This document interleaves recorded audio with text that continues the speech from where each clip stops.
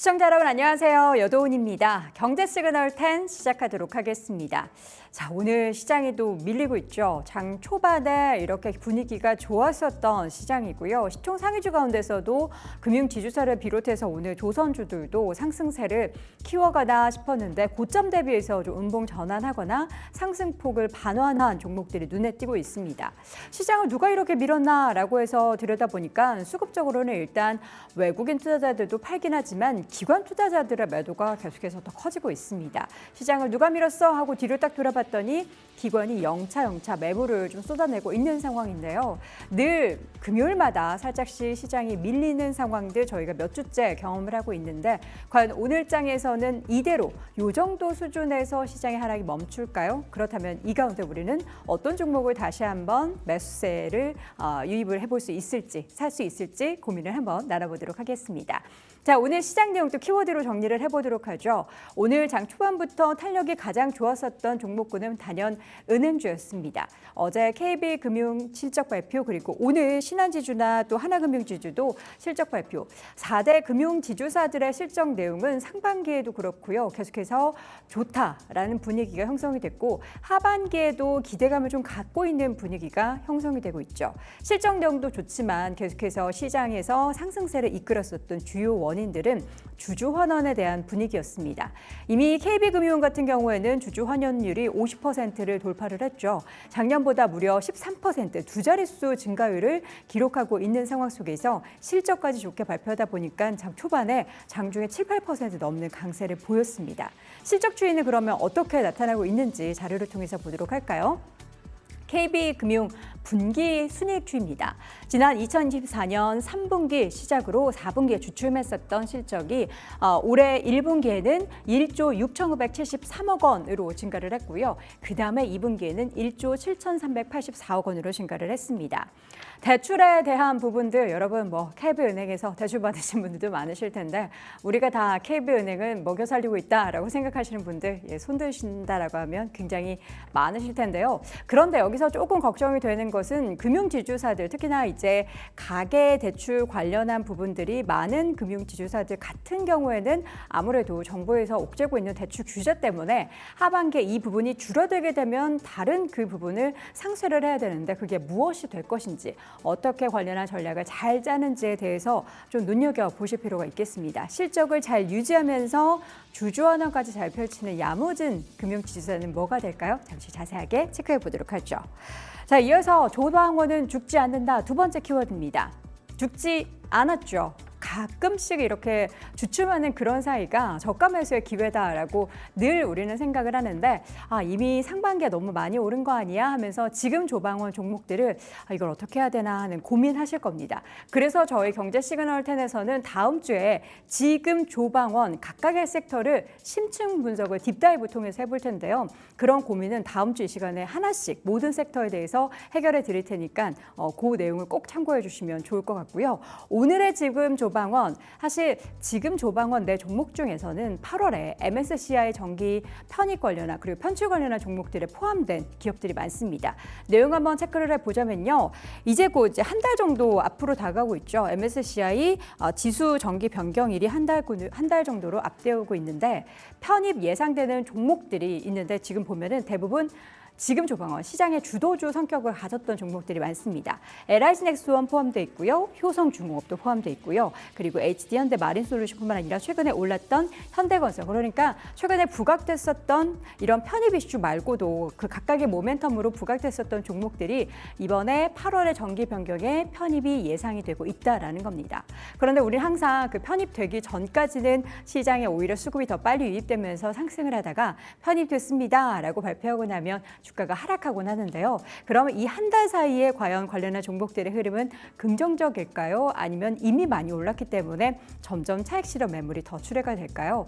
여전히 모멘텀이 남아있는 조선주 그리고 여전히 기대감을 많이 가질 법한 종목들이 이 지금 조방원에 있기 때문에 완전하게 이 종목들을 덜어내기보다는 수익은 일부 실현하되 포트폴리오 내에서는 계속 가져갈 만한 종목들이 많다라는 게 전문가들의 의견입니다. 지금 조방원 중에서 여전히 하반기에도 유망한 섹터 여러분들 꼭 염두를 해주셨으면 좋겠습니다. 자, 마지막 키워드 보도록 하죠. 오늘 장 초반부터 테마가 형성이 됐었던 스테이블코인 관련한 종목들 시장이 아무래도 좀 소강 상태에 접어들다 보니까 관련된 종목들도 하락 전환하거나 윗꼬리를 다는 그런 경우가 많기는 한데요. 그럼에도 불구하고 지금 관련한 종목들이 들썩였던 건 지난 23일이었죠. 23일 스테이블코인 관련한 제도권 편입을 위한 정책 토론이 있었는데요. 현재 관련 부처에서 태스크포스 팀을 꾸려서 스테이블코인 관련한 법안을 발의를 준비하고 있다라는 여당 의원의 발언이 전해졌습니다. 그러면서 이제 언제쯤 이게 발의가 될 것인가에 대해서는 빠르면 다음 주라고 이야기가 나오면서 관련된 종목들에 있어서의 상승세가 두드러지고 있는데요.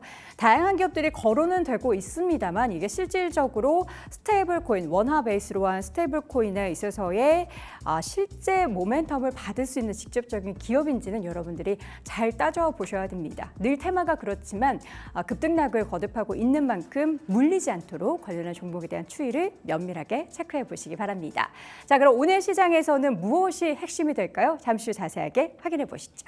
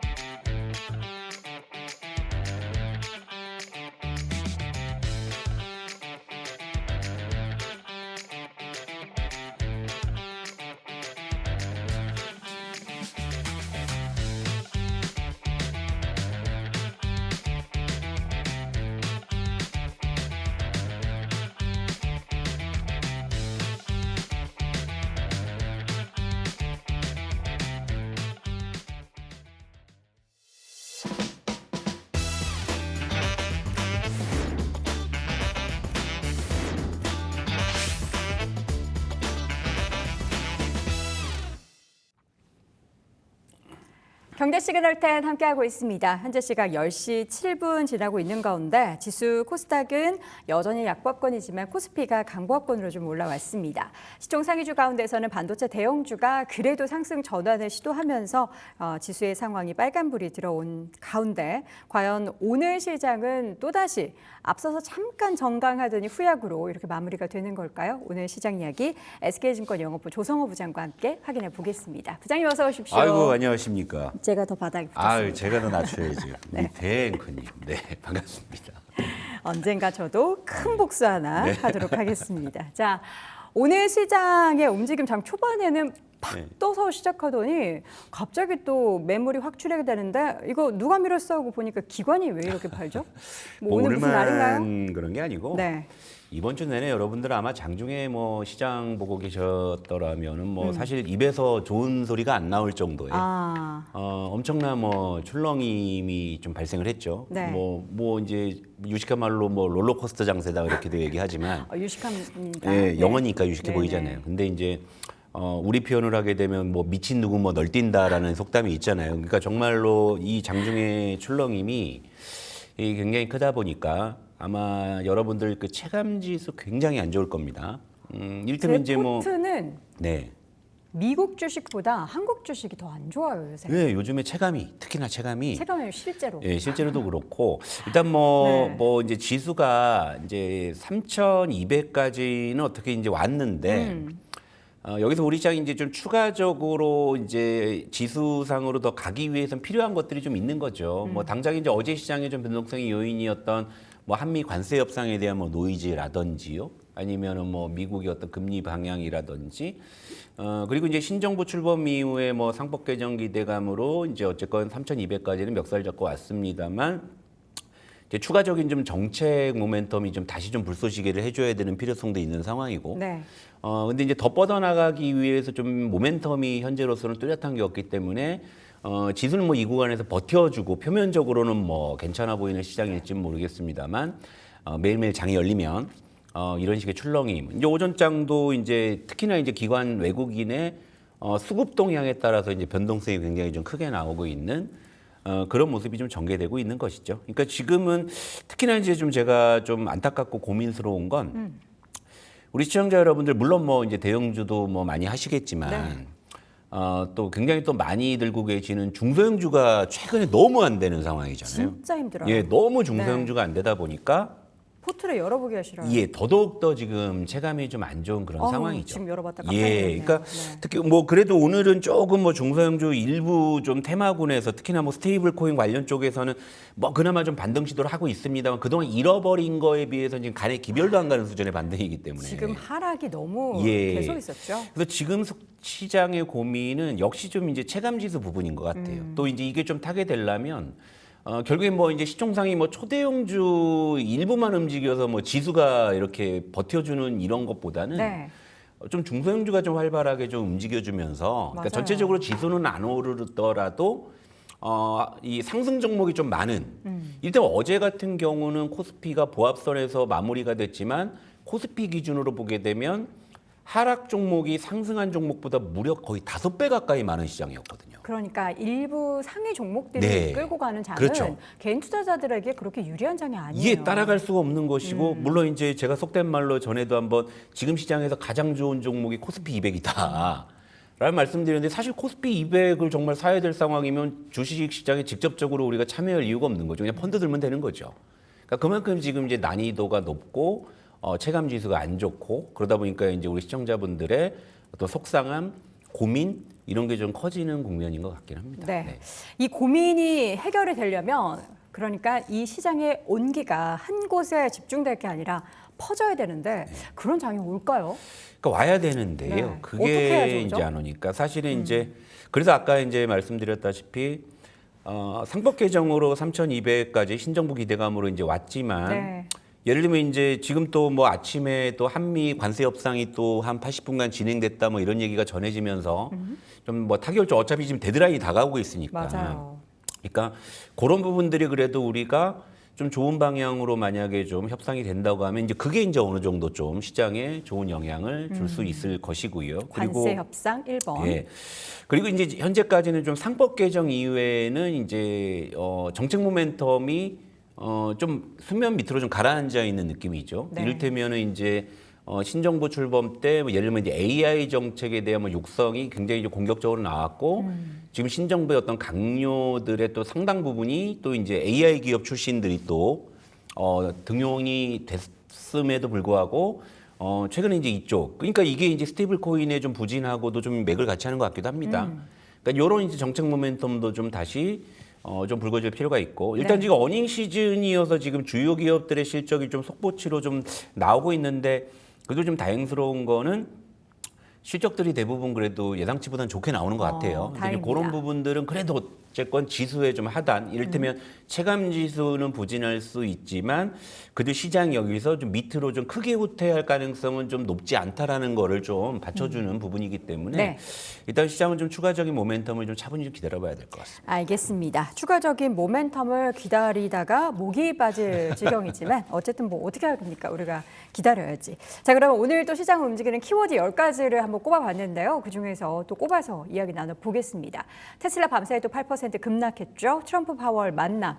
표정 되게 안 좋더라고요. AI 무패, 한미협상 막판, 알트코인 회복, 인도러시, 쿠콘, 인텔 감원, SOFC. 좀 뭐라고 읽어야 돼요? 자, 그렇습니다. 네. 주주환원 여기까지 이야기를 나눠보겠습니다. 눈 이렇게 하는 순간 노안이 저희는 왔어요. 잘안 방송을 보입니다. 시작합니다. 자, 오늘 첫 번째 키워드는 인도 러시를 한번 꼽아보도록 하겠습니다. 이제 미국, 유럽, 일본뿐만 아니라 인도에서도 K뷰티가 난리라고 하죠. 네.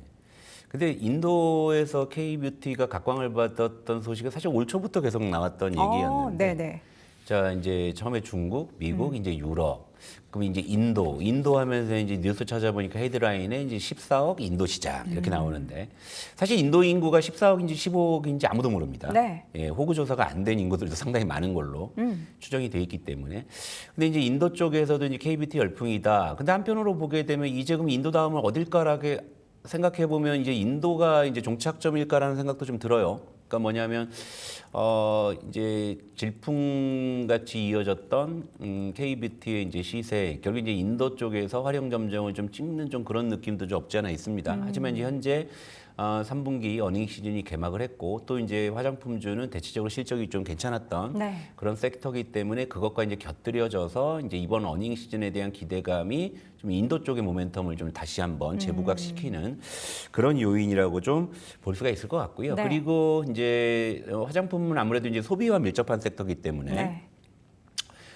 최근에 이제 정부 지원 그 소비 쿠폰이 이제 풀리기 시작을 했죠. 그래서 이제 실제 또 사용이 돼가고 있는 이런 상황이니까 이제 그런 부분들도 이제 넓게 보면 이제 소비주까지도 해당이 되겠지만은 화장품주도 소비 쿠폰에 대한 좀 일시적인 어떤 좀 매출 증가 효과 기대해 볼 수가 있겠죠. 이제 네. 그런 부분들이 이제 최근에 좀 K 뷰티 쪽에 조금 좀 주목도가 올라가는 그런 좀 요인이 아닌가 보고 있어요.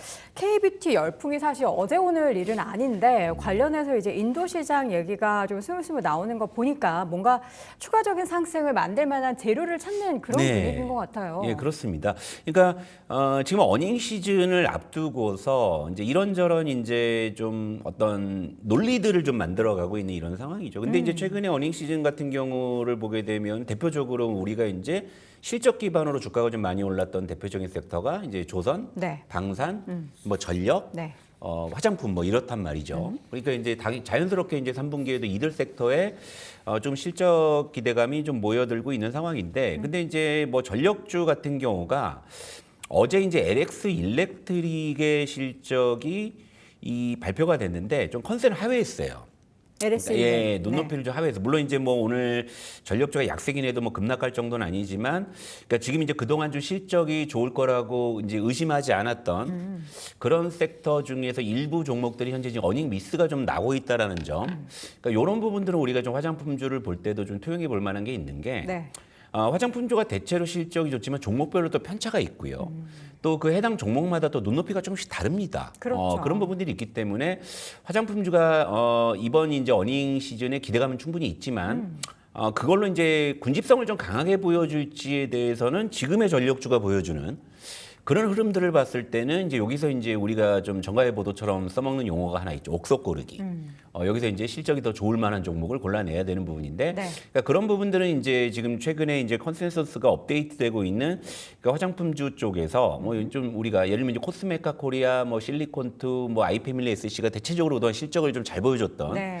그런 종목들이고 또 APR이 있고요. 이제 최근에 상장한 이제 달바글로벌도 사실 이번에 이제 상장 이후의 실적에 대한 그런 주목도가 있기 때문에 이런 부분들에 대해서 이제 좀 약간 실적 발표 이후에 종목별로 좀 편차가 있을 가능성. 이건 좀 우리가 경계를 해야 될 것 같습니다. 자, 그렇다면 지금 시점에서 화장품주에 대한 투자를 생각을 할 때 중소형주 랠리가 워낙에 많이 펼쳐지긴 했는데 네. 어떻게 중소형주에서 하나 골라봐야 될까요? 아니면 좀 굵직한 대형주에서 골라봐야 될까요? 그러니까 보통 이제 어떠한 섹터의 군집성이 확인이 된다면은 이제 거기서 이제 2선, 3선에서 올라오는 어떤 중소형주 쪽에서 우리가 초과 수익을 노려볼 수가 있는데 네. 제가 아까도 말씀드렸지만 지금 중소형주가 잘 안 되는 장인 거죠. 그러다 보니까 제가 지난주 이 시간에도 그래서 여러분들께 좀 체감 지수가 안 좋은 부분들을 좀 고려했을 때 네. 결국에 이제 우리가 어떤 섹터에 대해서 접근을 할 때는 결국에 이제 대장주를 먼저 좀 우리가 관심 있게 접근하자 말씀드렸죠. 그러니까 제가 지난주 이 시간에 그래서 2차 전지 말씀드릴 때 LG 에너지 솔루션 말씀을 드리고 갔었어요. LG 엔솔 너무 좋아가지고 예, 제가 잘 갔죠. 부장님 전화할 뻔했잖아요. 아, 그랬어요? 예, 그러니까 전화하시기 그랬어요.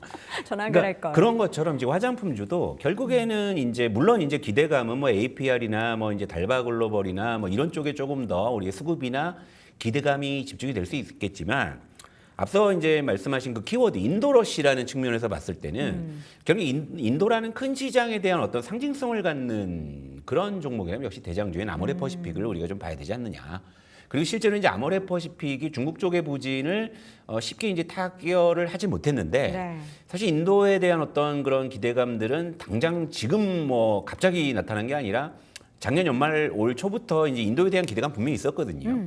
그럴 때 이제 아모레퍼시픽도 이제 인도 쪽에 좀 공략을 하고 박차를 가하는 그런 좀 내용들이 있었기 때문에 그런 부분들이 어느 정도 좀 뭐 인도 쪽의 실적이 만약에 좀 이번 실적이 반영이 된다고 했을 때는 오히려 이제 아모레퍼시픽이 좀 긴 잠에서 좀 깨어날 가능성이 있다. 그래서 일단은 화장품주 탑픽은 물론 이제 지금은 대장주로 취급을 못 받긴 하지만 전통의 대장주라고 할 수 있는 아모레퍼시픽을 말씀드리겠습니다. 언제적 대장주야라고 할 수는 있겠지만 네, 네. 다시 한번 이제 과거의 영광까지는 아니더라도 그래도 지금 고점에서 좀 등락을 보이고 있는데 뭔가 하반기에 또 유의미한 주가의 움직임 한번 기대를 해보도록 하겠습니다. 자, 이어서 두 번째 키워드 선택을 해보도록 하죠. 두 번째 키워드는 주주환원을 골라보도록 하겠습니다. 그러니까 주주환원을 잘하면 가만히 있어도 주가가 이렇게 잘 올라요. 네. 예, 근데 가만히 있으면 안 되고 실적까지 잘 만들어주니까 얼마나 좋아요. 예, 그쵸. 금융지주사 이야기죠. 예, 금융지주사 쪽이 일단 주주환원 쪽도 사실은 이제 행보 자체도 뭐 이제 사실 이제 이번 정부 이전에 전 정부에서도 밸류업이라는 그런 어떤 좀 프레임으로 사실 이제 금융지주 쪽은 그때부터 좀 이제 시세가 계속 이어졌었고, 그리고 이제 금융지주사 같은 경우에는 또 실제 이제 밸류 프로그램들을 또 앞다퉈 내놓기도 했습니다. 그러다 보니까 상법 개정에 대한 어떤 주가 민감도가 가장 큰 섹터 중에 하나였지요. 네. 그리고 이제 지금도 그런 기대감을 좀 반영을 하는 것 같아요. 물론 이제 뭐 다른 뉴스를 좀 찾아보게 되면 이제 경제 단체에서는 뭐 이제 상법 개정을 좀 보류해 달라, 좀 뭐 철회해 달라 이런 움직임이 있는 것도 있습니다만은.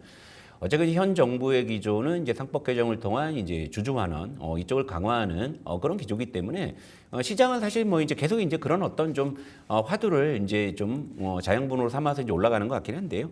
근데 이제 오늘 그 금융지주사가 강한 거 뭐 특별히 뭐 상법 개정에 대한 부분에 뭐 새로운 소식이 나타나기보다는요. 지금 시장이 사실은 이제 지수는 버티고 있는데 체감이 안 좋은 것처럼. 네. 결국에 이제 시가총액 상위 업종들이 좀 로테이션을 돌고 있는 거죠. 예, 그냥 그런 인데 연장선상에서 해석을 하면 될 것 같습니다. 그러다 보니까 오늘 이제 금융지주사 쪽의 시세가 대체로 좀 활발하기는 한데요. 그러니까 이거는 이제 그냥 시총 상위 업종의 순환. 그러니까 예를 들면 어제는 이제 바이오 2차 전지 쪽이 좀 강했다면.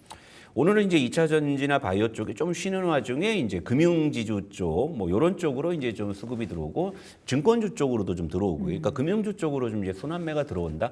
사실 오늘 현재 시점에서는 그 이상의 의미를 좀 부여하기에는 그렇게 쉽지는 않아 보이는 그런 흐름이라 볼 수 있겠습니다. 네, 이미 많이 오르긴 했지만 그래도 이제 역대급 실적을 지금 기록을 하고 있고 하반기에도 물론 그러한 행진이 뭐 대출 규제 때문에 더 이어질 수 있을지 여부는 명확하게 우리가 알 수는 없지만 그래도 계속해서 주주환원에 대한 모멘텀이 있다면 포탄에 좀 한 종목은 가져가야 되지 않을까라는 생각도 하실 텐데 예. 지금 시점에서 그럼 금융지주사 투자는 조금 덜 매력적이라고 보시는 거예요? 그러니까 이제 사실은 이게 그러니까 그러니까 금융지주사하고 우리가 얘기하는 대기업 지주사하고는 이제 최근 이제 신정부 들어서 상법 개정에 대한 기대감을 가지고 이제 같이 올라온 섹터들이죠. 네.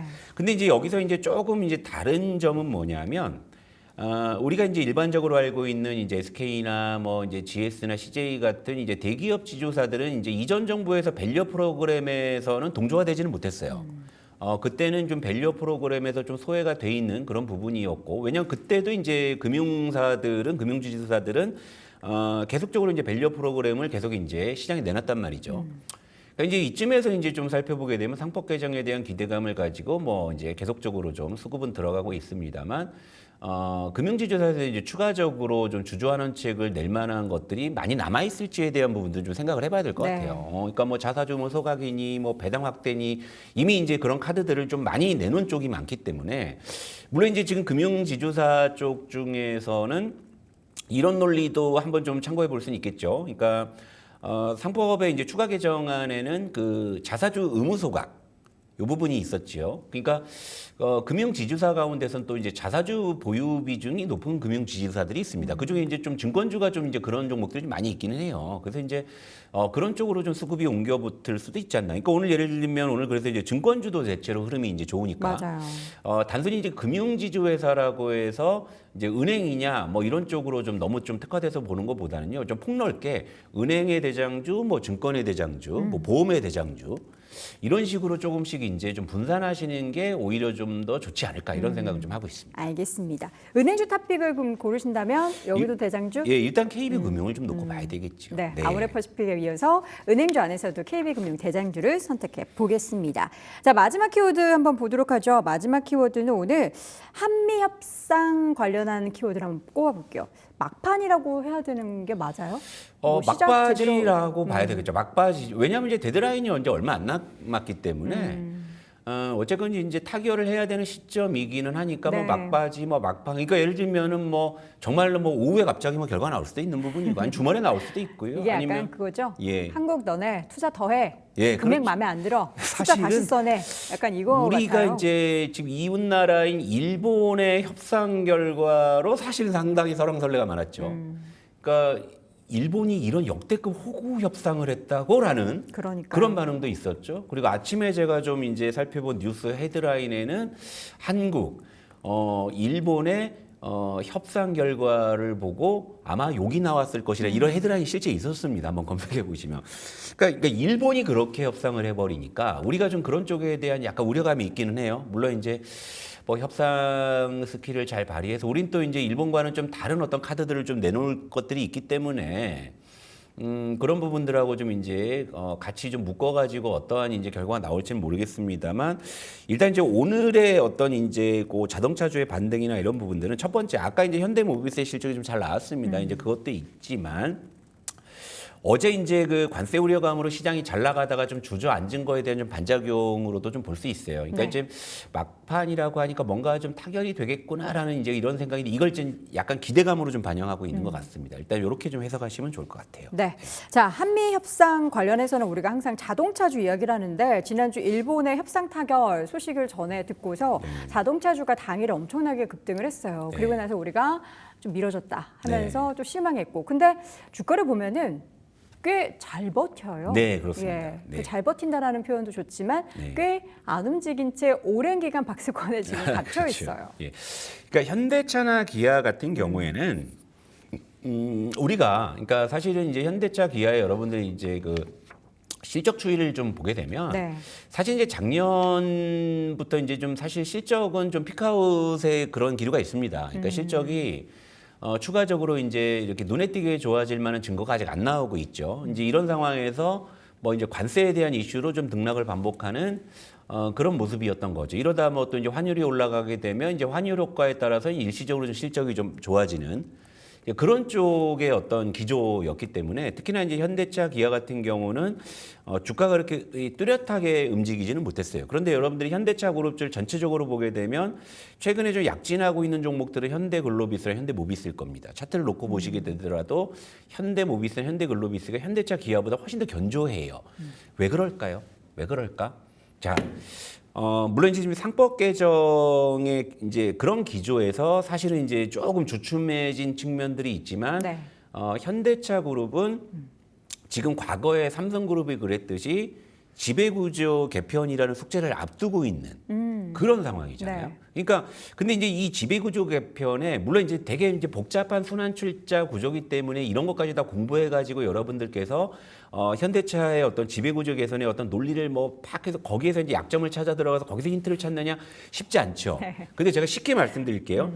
현대차 지배구조 개편의 핵심은 기본적으로 이겁니다. 결국에 이제 합병을 통해서 그런 것들이 이루어질 텐데 그런 구조라고 했을 때, 그런 논리라고 했을 때는 현대글로비스와 현대모비스의 주가가 높을수록 네.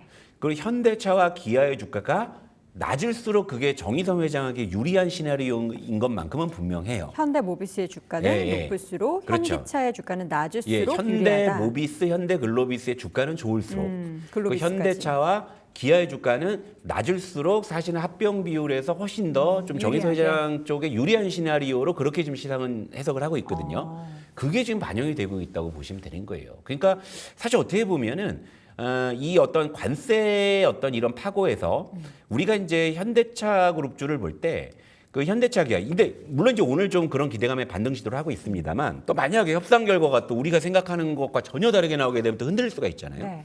그러니까 이런 것까지 고려한다고 했을 때 그리고 현대차 그룹의 지배구조 개편 이 부분까지 우리가 다 이제 아울러서 현대차 그룹주, 자동차주를 접근한다고 했을 때 물론 이제 저는 이제 어지간하면 다 대장주를 말씀을 드리지만 네. 현대차 그룹주만큼은 조금 제가 관점을 달리하고 있습니다. 그러니까 말씀하셨던 네. 그 지배구조 개편에 있어서 유리한 구도를 만든다면 네. 현대기아차의 주가는 지금 상태에서 더 네. 올라가는 것은 원하지 않을 거고 네. 그러면 글로비스나 모비스 쪽에 있어서의 추가적인 상승을 더 원할 텐데 네. 그러면 우리는 그렇죠. 모비스를 선택해야 되네요. 현대모비스가 현대차 그룹주에선 대장주는 아니지만 네. 탑픽이고 사실 또 어떻게 보면 현대차 그룹의 지배 구조에서는 대장주이기도 하죠. 그렇죠. 예, 그래서 자동차의 탑픽은 현대차가 아닌 모비스로 그렇게 말씀을 드리도록 하겠습니다. 그 지배 구조는 언제 마무리되는 거예요? 제가 어떻게 알아요? 정 회장님 아시겠지? 그걸 내가 어떻게 알아? 당황하셨네요. 아시는 줄 알았죠. 몰라요. 얘기 듣는 거 아니, 있으면은 아니. 미리 전해 주세요. 네. 귀뜸도 해주시고요. 자, 이렇게 해서 현대 모비스를 여러분 탑픽으로 골라봤습니다. 자, 오늘의 도성우 부자님의 탑픽 종목은 2차 전지에서 고르셨어요?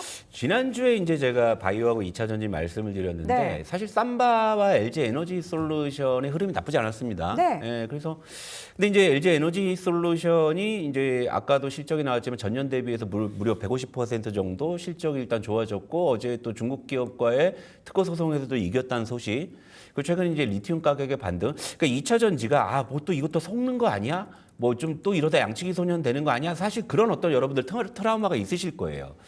그런데 LG 에너지 솔루션의 이런 추세가 견조한 걸 보니까 이젠 배터리 셀 3사가 좀 이제 동조화되는 그림은 좀 봐야 되지 싶어가지고 LG 에너지 솔루션 대비해서 상대적으로 주가가 굉장히 좀 매력이 있는 삼성 SDI를 오늘 좀 탑픽으로 좀 말씀드리도록 할게요. 삼성 SDI를 네, 그렇습니다. 탑픽으로 고르셨다. 네, 네.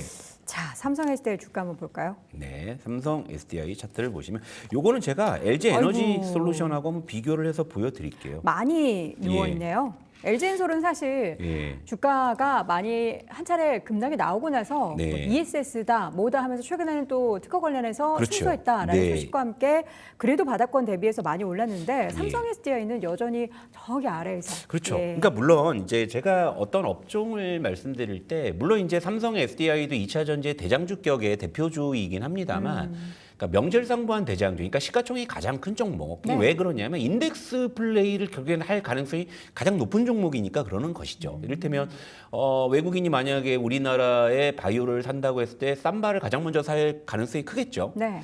외국인이 만약에 우리 시장 들어와서 2차 전지를 산다면 역시 이제 대장주인 LG 에너지 솔루션을 택할 가능성이 크죠. 그러니까 지금 차트를 보시게 되면 그래서 이제 LG 에너지 솔루션이 삼성 SDI에 비교해서 추세가 훨씬 더 지금 좋은 거고 그리고 어제는 이제 또 개별 이슈가 있었기 때문에 어제 이제 급등을 하기도 했었고 근데 전체적으로 지금 이제 배터리 셀 3사가 수급적으로 좀 이제 좋아지고 있는 그런 국면이고 그리고 LG 에너지 솔루션이 이번에 또 올랐던 배경에 ESS 쪽은 삼성 SDI도 마찬가지 모멘텀 우리가 적용해 볼 수 있는 부분이기 때문에 그리고 이제 삼성 SDI는 그래도 배터리 셀 3사 중에서 적어도 전고체만큼은 가장 좀 앞서 있다는 평가를 받고 있는 그런 또 종목이기도 하죠. 하지만 네. 지금 현재는 너무나 이 종목을 말씀드리면 단순해요. LG 에너지 솔루션 대비해서 지금 눈에 띄게 가격 메리트가 있다는 점이죠. 그러니까 지금 차트를 보시더라도 다른 종목으로 느껴질 만큼 굉장히 좀 이 추세가 다르잖아요. 그러니까 오늘은 그래서 LG 에너지 솔루션의 급등을 보면서 저걸 놓쳤다라고 생각하시는 분들, 그러니까 지난주에 제가 LG 에너지 솔루션을 말씀드렸을 때 외면하셨던 분들은 외면하셨던 이번에는 분들은 외면하면 안 된다. 이번에는 그래도 이제 삼성 SDI 는. SDI만큼은 좀 관심을 가져보십사 하는 마음에서 네. 네, 말씀드리고 가겠습니다. 삼성 SDI는 최근에 3원계 배터리 쪽에 있어서의 또 네. 부각이 됐다라는 내용들이 계속 좋은 얘기들이 스물스물 나오고는 네, 그렇죠. 있어요. 네. 지금 바닥권에 있어서 가격 메리트도 갖추고 네. 있는 삼성 SDI 이번에는 놓치지 마시기 바랍니다. 자, 탑픽 종목으로 삼성 SDI 꼽아봤고요. 오늘 SK증권 영업부의 조성호 부장 함께했습니다. 부장님 고맙습니다.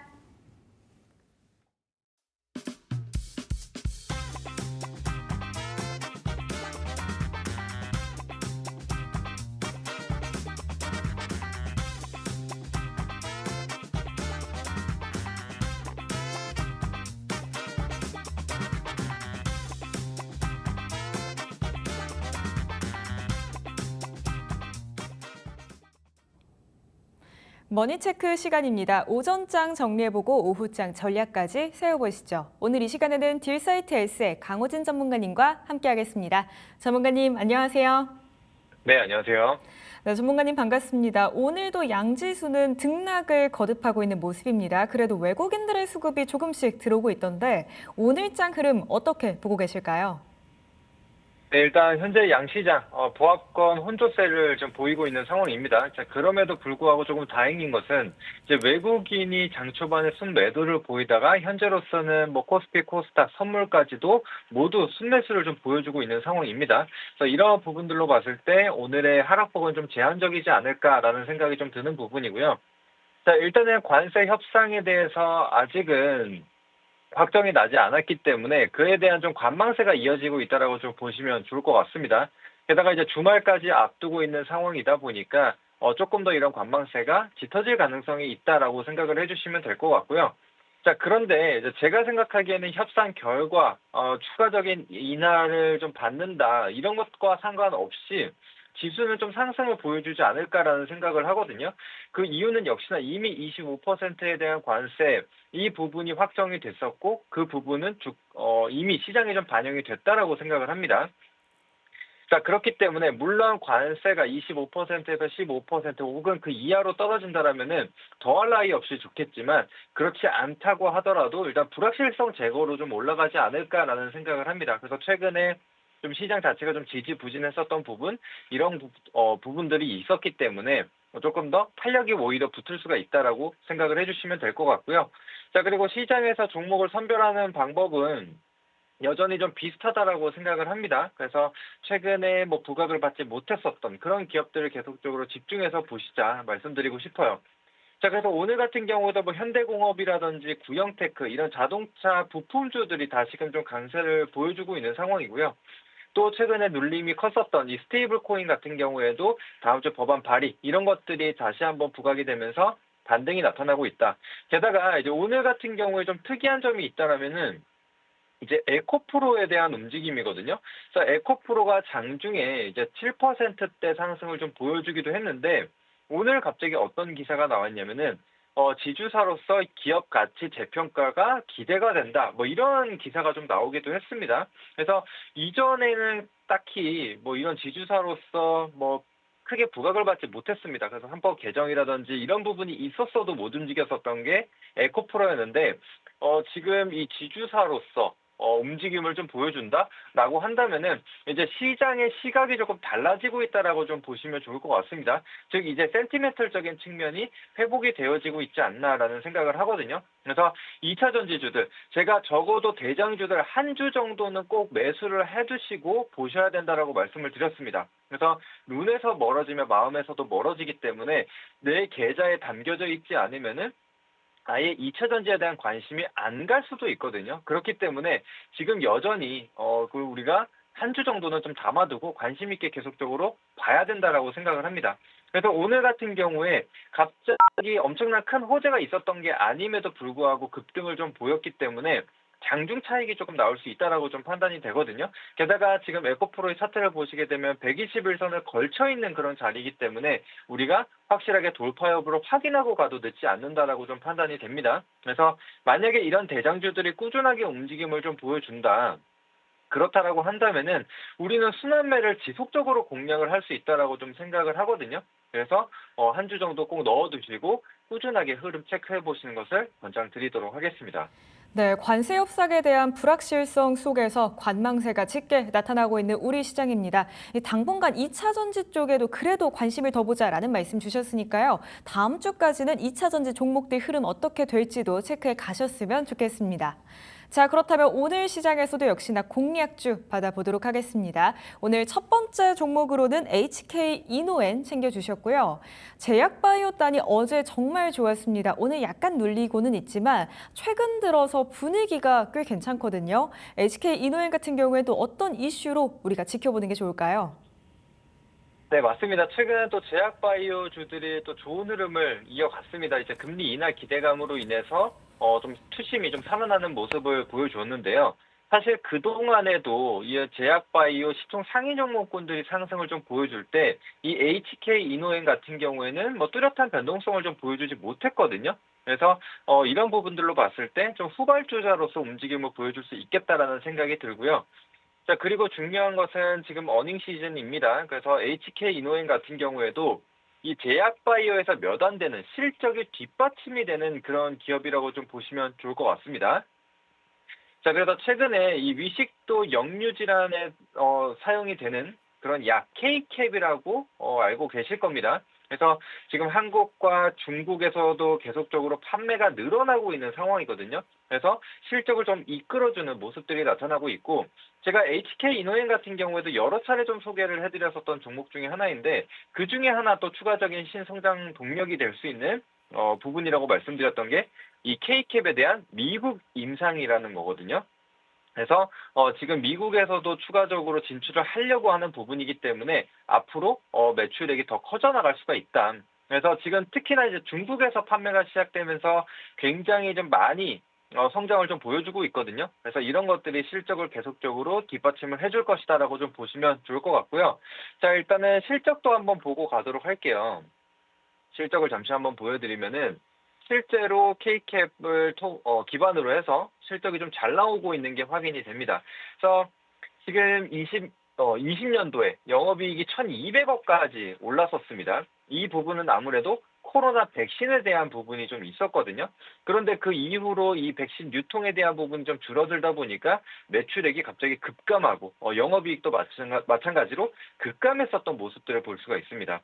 자, 그런데 그 이후로 계속해서 꾸준히 이 매출액과 영업이익이 늘어나고 있는 상황이고요. 그다음에 이제 영업이익 같은 경우에도 올해 1,000억 원대를 기록할 전망이고, 또 매출액은 특히나 처음으로 1조 원대를 돌파할 것이라고 보고 있는 상황입니다. 자, 그래서 K캡에 대한 부분, 그리고 이제 코로나 백신 같은 경우에도 꾸준히 유통이 되고 있는 상황이에요. 그래서 이 유통에 대한 마진을 좀 생기는 기업이기 때문에 그런 부분들도 이번에는 같이 반영이 되어 있다라고 생각을 해주시면 될 것 같고요. 자, 이제 꾸준하게 흑자를 기록을 해온 만큼 부채 비율이 50% 정도밖에 되지 않습니다. 그리고 유보율 같은 경우에도 8,500%나 쌓여 있는 상황이거든요. 그래서 상당히 재무가 좀 좋은 상황이다라고 좀 보시면 될 것 같고요. 자, 그래서 이 CJ 제일제당에서 빠져나온 기업, 분사해서 나온 기업인데, 또 한국 콜마로 인수가 됐죠. 그러다 보니까 이 H&B 쪽으로도 시너지 효과를 좀 기대를 해볼 수가 있는 상황이거든요. 그래서 이제 헛개수라든지 이런 것들을 좀 판매하고 있는 부분들도 있는데, 같이 시너지 효과를 한번 기대를 해보자. 추가적으로 뭐 코스메틱 쪽으로도 혹은 건기식 쪽으로도 계속적으로 확장이 될 수 있는 부분이니까요. 그런 점들 참고해 주시고, 자, 그리고 이제 마지막 모멘텀이라고 좀 볼 수가 있는 게 이제 비만 치료제에 대한 부분입니다. 그래서 이미 중국에서는 비만 치료제에 대한 3상을 진행을 하고 있는 상황이고, 그다음에 국내에서도 마찬가지입니다. 지난 5월에 임상 3상에 대한 부분을 승인을 받았거든요. 그래서 이제 본격적으로 3상 단계에 있는 상황이기 때문에 비만 치료제 관련주들 최근에 다시금 움직임을 좀 보여줬습니다. 그래서 HK 이노엔 같은 경우에도 비만 치료제 관련주로서도 움직임을 보여줄 수 있다. 이렇게 생각을 해주시면 될 것 같습니다. 자, 이제 추가적으로 차트 한번 보겠습니다. 차트를 한번 보시게 되면은 HK 이노엔 같은 경우에는 한 번의 급등이 나타나고 상승세가 이어지지 못하고 계속 상승분을 반납하는 모습들이 확인이 되거든요. 그래서 지난 6월에도 갭상승이 나오기는 했지만 이 부분을 또 다시 반납을 했다. 그래서 지금 4만 원 초반대에서 지속적인 횡보가 나타나고 있습니다. 그래서 매집이 계속적으로 이루어지고 있다라고 좀 판단이 되거든요. 그래서 이런 구간에서 우리는 좀 관심을 가질 필요가 있다라고 생각이 됩니다. 그래서 지금 차트를 길게 한번 늘여놓고 보게 되면은 현재 주가 위치가 그렇게 높은 위치가 아니거든요. 그래서 오히려 지금 박스권 상단 구간까지 좀 올라와 있는 자리이기 때문에 돌파 시에는 추가적인 상승 탄력이 받을 수 있다라고 생각을 해주시면 될 것 같습니다. 그래서 이번에는 45,000원 구간 확실하게 좀 돌파를 해주면서 추가적인 상승 기대해보자라고 말씀드리겠고요. 그래서 1차 목표가는 일단은 45,000원 구간 돌파하게 되면서 단기 급등이 좀 나타날 수 있다. 근데 지금 47,500원 구간에서 지속적인 저항을 받았기 때문에 1차 목표가 47,500원으로 잡고 보도록 하겠고요. 자, 그리고 하단으로는 4만 원대로 잡았습니다. 그 이유는 역시나 한 번에 상승이 크게 나오고 나서 4만 원을 이탈하지 않고 계속 지켜주는 모습을 좀 보여줬거든요. 그래서 단기 하방 경직 구간이라고 좀 보여지기 때문에 4만 원 잡겠다. 그리고 121선도 지금 서서히 우상향하는 흐름들이 나타나고 있습니다. 그래서 시간이 지나면 지날수록 이 121선도 4만 원대 정도로 올라올 거기 때문에 좀 강력한 지지 구간이라고 볼 수가 있기 때문에 4만 원으로 잡았습니다. 네, 제약바이오 섹터 안에서 후발주자로 움직일 수 있는 HK 이노엔입니다. 실적 시즌이죠. 실적이 뒷받침되는 이 종목 지금 타이밍에 한번 봐보셨으면 좋겠고요. 목표가는 47,500원, 손절가는 4만 원 잡아드리겠습니다. 두 번째 종목으로 넘어가 보겠습니다. 두 번째로는 STX 엔진 챙겨주셨고요. 오늘 조선 쪽 분위기 상당히 좋습니다. STX 엔진은 또 어떤 이유로 오늘 가져와 주신 걸까요? 네, 최근에 조선주들, 방산주들 고점이다라는 얘기가 상당히 좀 많지만 여전히 상승 흐름을 좀 이어가고 있고 수급을 계속 받아주고 있는 모습이 확인이 되고 있죠. 자, STX 엔진 같은 경우에도 제가 이전에 신고가 구간에서 추천을 드리고 크게 수익이 났었던 종목인데 지금 생각보다 좀 많이 눌려 있습니다. 그렇기 때문에 다시 한번 공략이 가능하다라고 좀 판단이 돼서 가지고 오게 됐습니다. 그래서 STX 엔진 같은 경우에는 선박에 들어가는 엔진 그리고 방산에 들어가는 군수용 엔진도 생산하고 있는 기업이라고 좀 보시면 되는데 최근에 이 선박 중에서도 이제 DF 엔진, 이중 연료 엔진이라고 많이 들어보셨을 겁니다. 그래서 지금 두 가지 연료를 사용해서 그러니까 하나는 이제 LNG가 되겠죠. 그래서 이런 부분들이 있는데 지금 친환경 선박 쪽으로 그러니까 환경 규제가 계속적으로 강화되면 될수록 이 DF 엔진에 대한 수요가 늘어난다라고 좀 보시면 될 것 같습니다. 그래서 실제로 지금 조선사들이 이 이중 연료 엔진을 탑재하는 선박의 수주가 굉장히 좀 많이 늘어나고 있는 상황이죠. 그래서 이 STX 엔진 같은 경우에도 같이 수혜를 볼 수 있다라고 좀 보시면 좋을 것 같습니다. 그래서 실제로 실적 개선도 이루어지고 있는 상황이고요. 그뿐만이 아니라 이제 군수용 엔진도 말씀을 드렸습니다. 그래서 K9 자주포에 들어가는 엔진이라든지 아니면 K1 전차에 들어가는 엔진에 대한 부분 역시도 지금 STX 엔진이 수주를 따내는 상태라고 좀 보시면 될 것 같습니다. 그래서 지금 좋다 하는 선박과 그러니까 조선과 방산 쪽 모두 다 수혜를 볼 수 있는 기업이기 때문에 이제 꾸준한 실적 증가를 한번 기대를 해보자라고 말씀드리도록 하겠고요. 자, 이제 실제로 실적 부분도 한번 같이 다시 한번 체크를 해보도록 하겠습니다. 자, STX 엔진 실적을 한번 보시게 되면은 2022년도까지는 계속해서 줄어들었어요. 그래서 22년도엔 적자까지도 기록을 했는데 23년도, 24년도 개선세가 확인이 됐죠. 매출액도 6천억에서 7천억으로 늘어나게 되고 영업이익 같은 경우에도 흑자 전환 이후에 400억대까지 늘어난 것을 볼 수가 있습니다. 자, 근데 1분기를 좀 보시더라도 지난 3분기, 4분기 대비해서 늘어난 실적을 좀 가지고 있는 상황입니다. 그래서 1분기에도 좀 견조한 실적을 유지를 했기 때문에 올해 예상되는 실적 충분히 좀 가능하다라고 좀 판단이 되는 부분입니다. 그리고 이제 마찬가지로 지금 영업이익률에 대해서 보더라도 2% 0%까지 좀 줄어들었는데 다시금 5.8%까지 늘어난 것을 볼 수가 있습니다. 그래서 아무래도 해외 수출 기반으로 지금 수주가 나오고 있는 상황이기 때문에 이런 수익성까지도 좋아지고 있다. 이런 것들을 기반으로 추가적인 우상향 흐름 기대해보자라고 말씀드리도록 하겠습니다. 자, 그래서 지금 STX 엔진 차트를 한번 보도록 하겠습니다. 차트를 한번 보시게 되면은 사실 다른 조선사들 혹은 다른 방산주들 같은 경우에는 23년도부터 상승을 시작해서 수배에 달하는 상승을 좀 보여줬었던 모습을 확인할 수 있는데 STX 엔진 같은 경우에는 다른 조선사 혹은 다른 방산 기업들 대비해서 상승폭이 좀 적었습니다. 근데 이제 그럼에도 불구하고 어때요? 조정도 굉장히 좀 크게 나왔거든요. 그래서 지난 2월, 3월 구간을 한번 보게 되면은 고점 대비해서 그러니까 최고점 대비해서는 거의 40%에 달하는 조정을 좀 보여줬습니다. 그리고 반등에 성공하는 듯 싶었으나 어때요? 또다시 상승분을 좀 반납하고 2만 원대까지 내려왔었던 것을 좀 볼 수가 있습니다. 그래서 2만 원대 지금 하방 경직을 좀 확인하고 다시금 좀 반등을 보여주고 있다. 그래서 2만 원이라는 가격대를 한번 보시게 되면 어때요? 이전에도 지금 횡보를 한번 크게 했었고 그다음에 이제 4월에 관세 리스크로 인해서 조정을 받았을 때도 좀 지지를 받았었던 가격대다. 그래서 유의미한 가격대라고 좀 생각이 되거든요. 그런데 이번에 이 2만 원대의 지지를 받고 올라오고 있다라는 생각을 부분을 좀 봤을 때 다시금 뭐 2만 5천 원 구간 정도까지는 열어두고 볼 수 있지 않을까라고 좀 판단이 됩니다.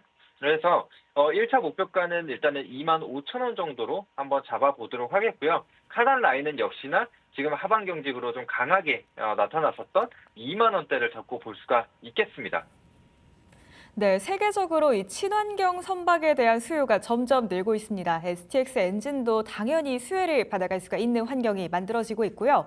또 방산 부문에서의 실적도 꾸준히 나오고 있기 때문에 조선과 방산 다 안고 있는 이 종목 한번 관심 가져보셨으면 좋겠습니다. 목표가는 2만 5천 원 그리고 손절가는 2만 원 잡아드리도록 하겠습니다. 자, 오늘의 마지막 종목입니다. 바로 진성 TEC고요. 건설 장비라고 한다면 역시나 이 HD 현대 인프라코어 이야기를 빼놓을 수가 없을 것 같습니다. 2분기 어닝 서프라이즈 기록하면서 상당히 좋은 모습 보여줬는데 이 진성 TEC와도 관련이 있죠. 네, 맞습니다. 그래서 제가 이제 이전에도 중장비 관련주들 말씀드릴 때, 이제 그때 당시에는 이제 우크라이나 재건 관련주로 좀 소개를 해드렸습니다. 근데 이제 그때 당시에 말씀드렸었던 게, 이런 중장비 기업들 같은 경우에는 단순히 테마로 좀 볼 게 아니라 실적주로 볼 수 있는 기업이다라고 말씀을 드렸고, 그리고 최근에 이제 미국이든 중국이든 이 증시 부양에 대한 부분, 경기 부양에 대한 부분이 계속적으로 이어지고 있기 때문에 항상 경기 부양을 할 때마다 투자가 되는 부분이 바로 인프라다.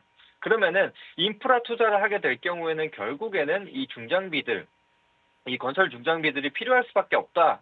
이렇게 말씀을 좀 드렸죠. 그래서 실제로 지금 HD 현대 인프라코어나 뭐 현대건설기계, 두산바켓 이런 기업들이 호실적을 좀 유지를 하고 있고 주가 자체도 굉장히 좀 좋은 방향으로 이어지고 있죠.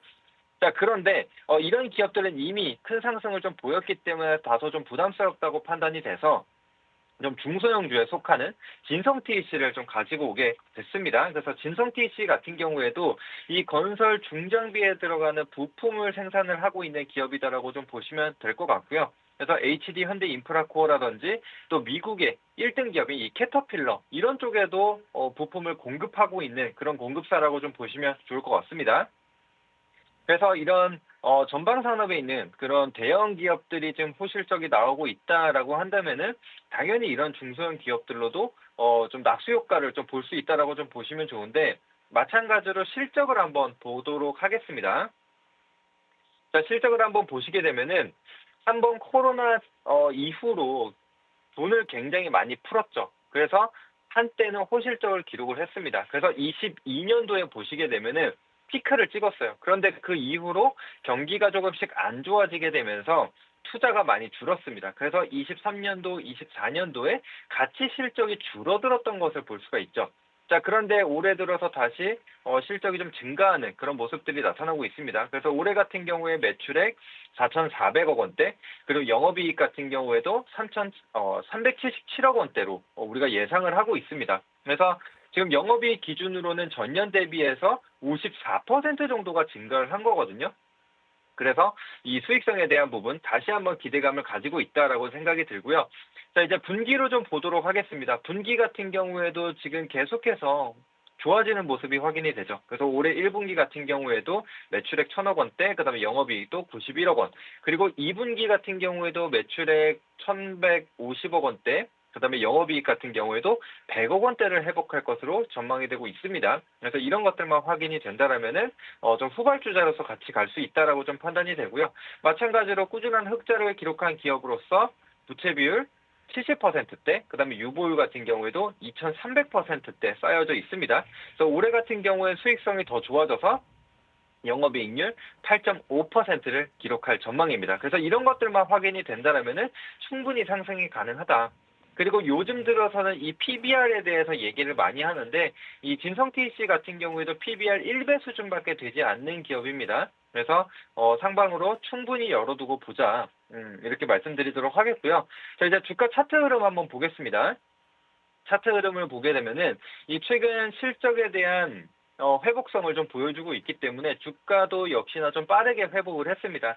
그래서 최근 저점 대비해서 55%나 상승한 자리라고 좀 보시면 되는데 지금 단기적으로 봤을 때는 주가가 좀 많이 올랐나라는 생각이 좀 드실 수가 있겠지만 차트를 길게 늘여놓고 보게 되면은 지금 아직 허리 수준밖에 되지 않는 그런 자리거든요. 근데 이미 실적 같은 경우에는 회복세가 좀 확인이 됐기 때문에 어깨 라인 정도까지는 올라갈 수 있다라고 좀 판단이 됩니다. 그래서 아직은 이 실적 자체가 뭐 피크 수준을 돌파한 거는 아니기 때문에 신고가를 가겠다라고 좀 보는 관점보다는 어느 정도 어깨 정도 라인 정도까지는 우리가 열어두고 보자 이렇게 말씀드리도록 하겠고요.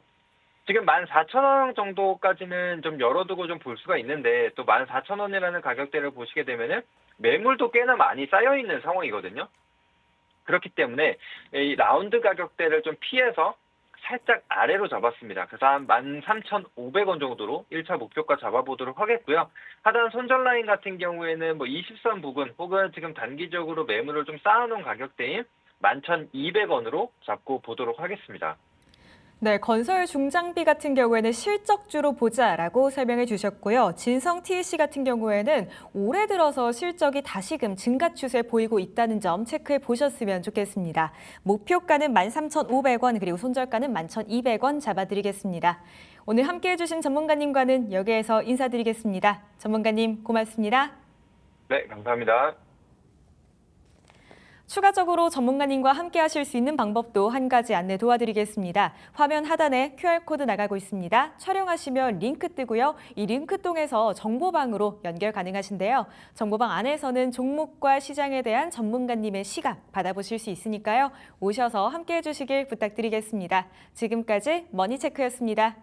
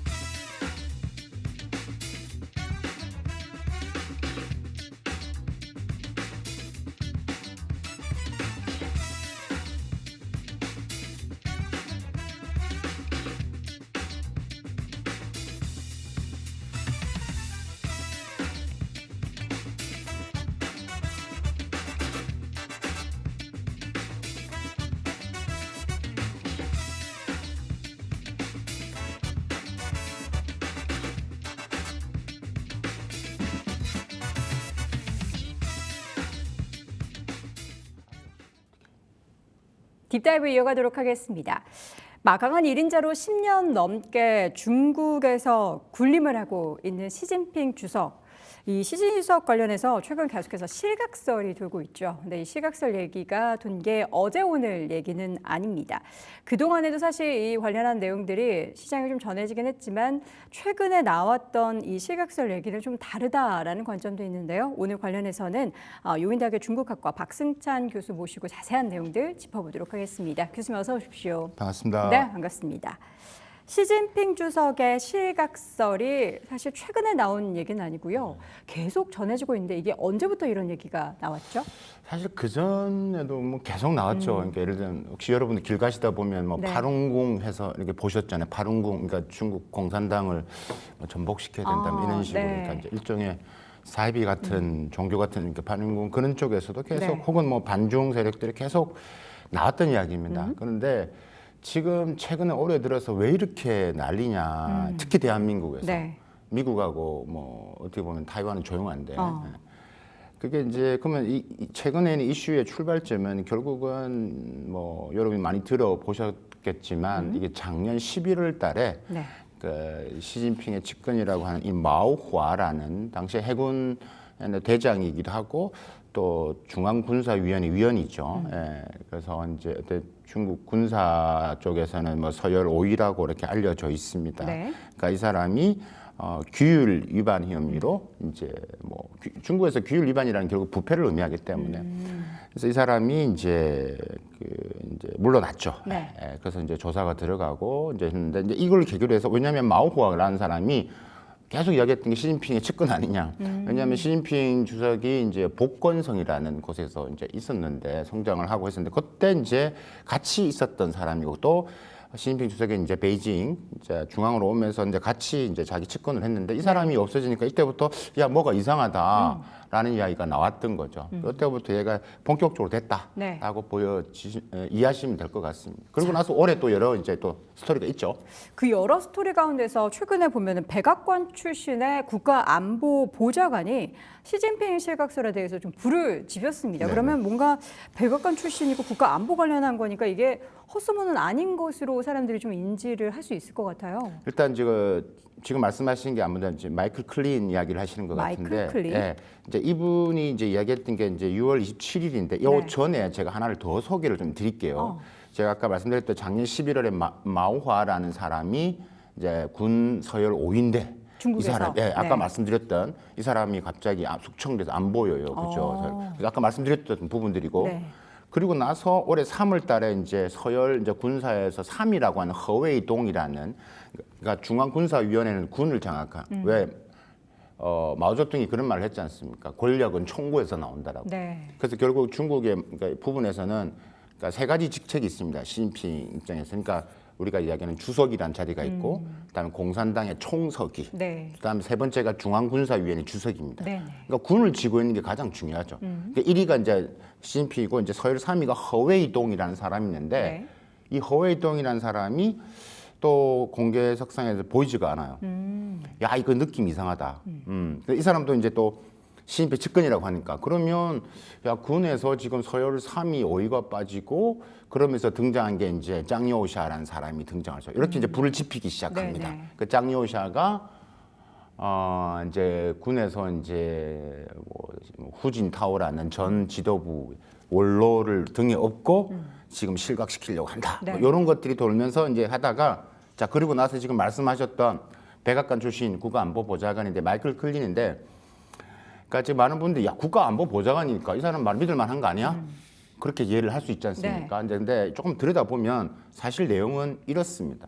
그러니까 이 사람이 2012년, 2013 이분에 대해 제가 조금 더 설명을 드릴게요. 여러분들 이해를 돕기 위해서 2012년에서 2014년 이 사람이 국방정보국장을 역임했습니다. 네. 그리고 2017년도에 트럼프 일기가 들어오고 말씀하신 국가안보보좌관 임명이 됐어요. 근데 내정자 신분으로 어떤 일이냐면 러시아와 접촉을 했다는 사실이 드러납니다. 그리고 임명되자 25일 만에 네. 사임을 합니다. 그러니까 제대로 하지도 않았어요. 그러네요. 예. 그러니까 이제 이 사람이 이야기했다는 이야기로 이제 이야기된 거죠. 이 사람이 이제 SNS에 올린 거거든요.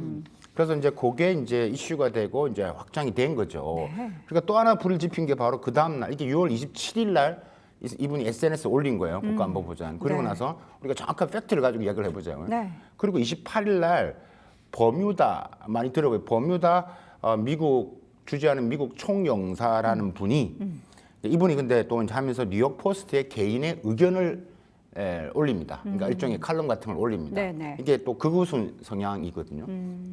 이분이 뉴욕 포스트인데 이게 근데 이분이 총영사 이분도 이제 왜냐면 의미가 없는 게 이분이 2005년에서 2008년 동안 하신 분이에요. 네. 근데 옛날에 총영사 했던 분인데 지금 이제 칼럼을 통해서 야 권력 이상설이 지금 보인다. 그러니까 이런 말을 이제 불을 지피기 시작합니다. 네네. 그러면서 이제 그걸 받아서 대만의 자유시보란 데서 또 그런 가능성을 제기를 하는 거죠. 그러니까 이렇게 이제 스토리가 그려지니까 이제 한국의 극우 유튜버 분들이 이걸 이제 실각처럼 계속하는 거 지금 일어나고 있는 것처럼 네. 보고 있는 거고 제가 하나만 질문을 또 아까 지금 백악관 뭐 국가안보보좌관 말씀을 하셨기 때문에 좀 더 네네. 이 마이클 클린이라는 사람을 내가 조금 더 추가적으로 설명을 할게요.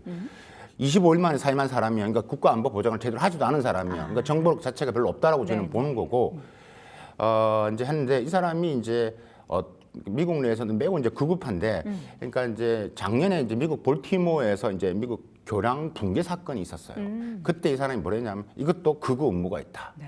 그래서 뭐 부정 선거가 있다, 쿠데타를 일으켜야 된다. 그러니까 이런 식으로 계속 이야기를 해왔던 사람이죠. 그러니까 미국 내에서도 별로 이제 설득력이 없는 이제 그런 사람인데 이게 우리한테 오면서 점점 커져간 것들이죠. 네. 그래서 이제 사실 이제 보시면 아시겠지만 백악관 말씀하셨는데 지금 트럼프 대통령이 지금 뭐 중국 곧 방문하겠다. 그러니까 제일 잘하는 있는 정보를 제일 잘하는 데가 어디겠습니까? 미국 아니겠습니까? 미국 내는 이렇게 별로 인원 극우 말고는 별로 이야기가 안 나온다고요.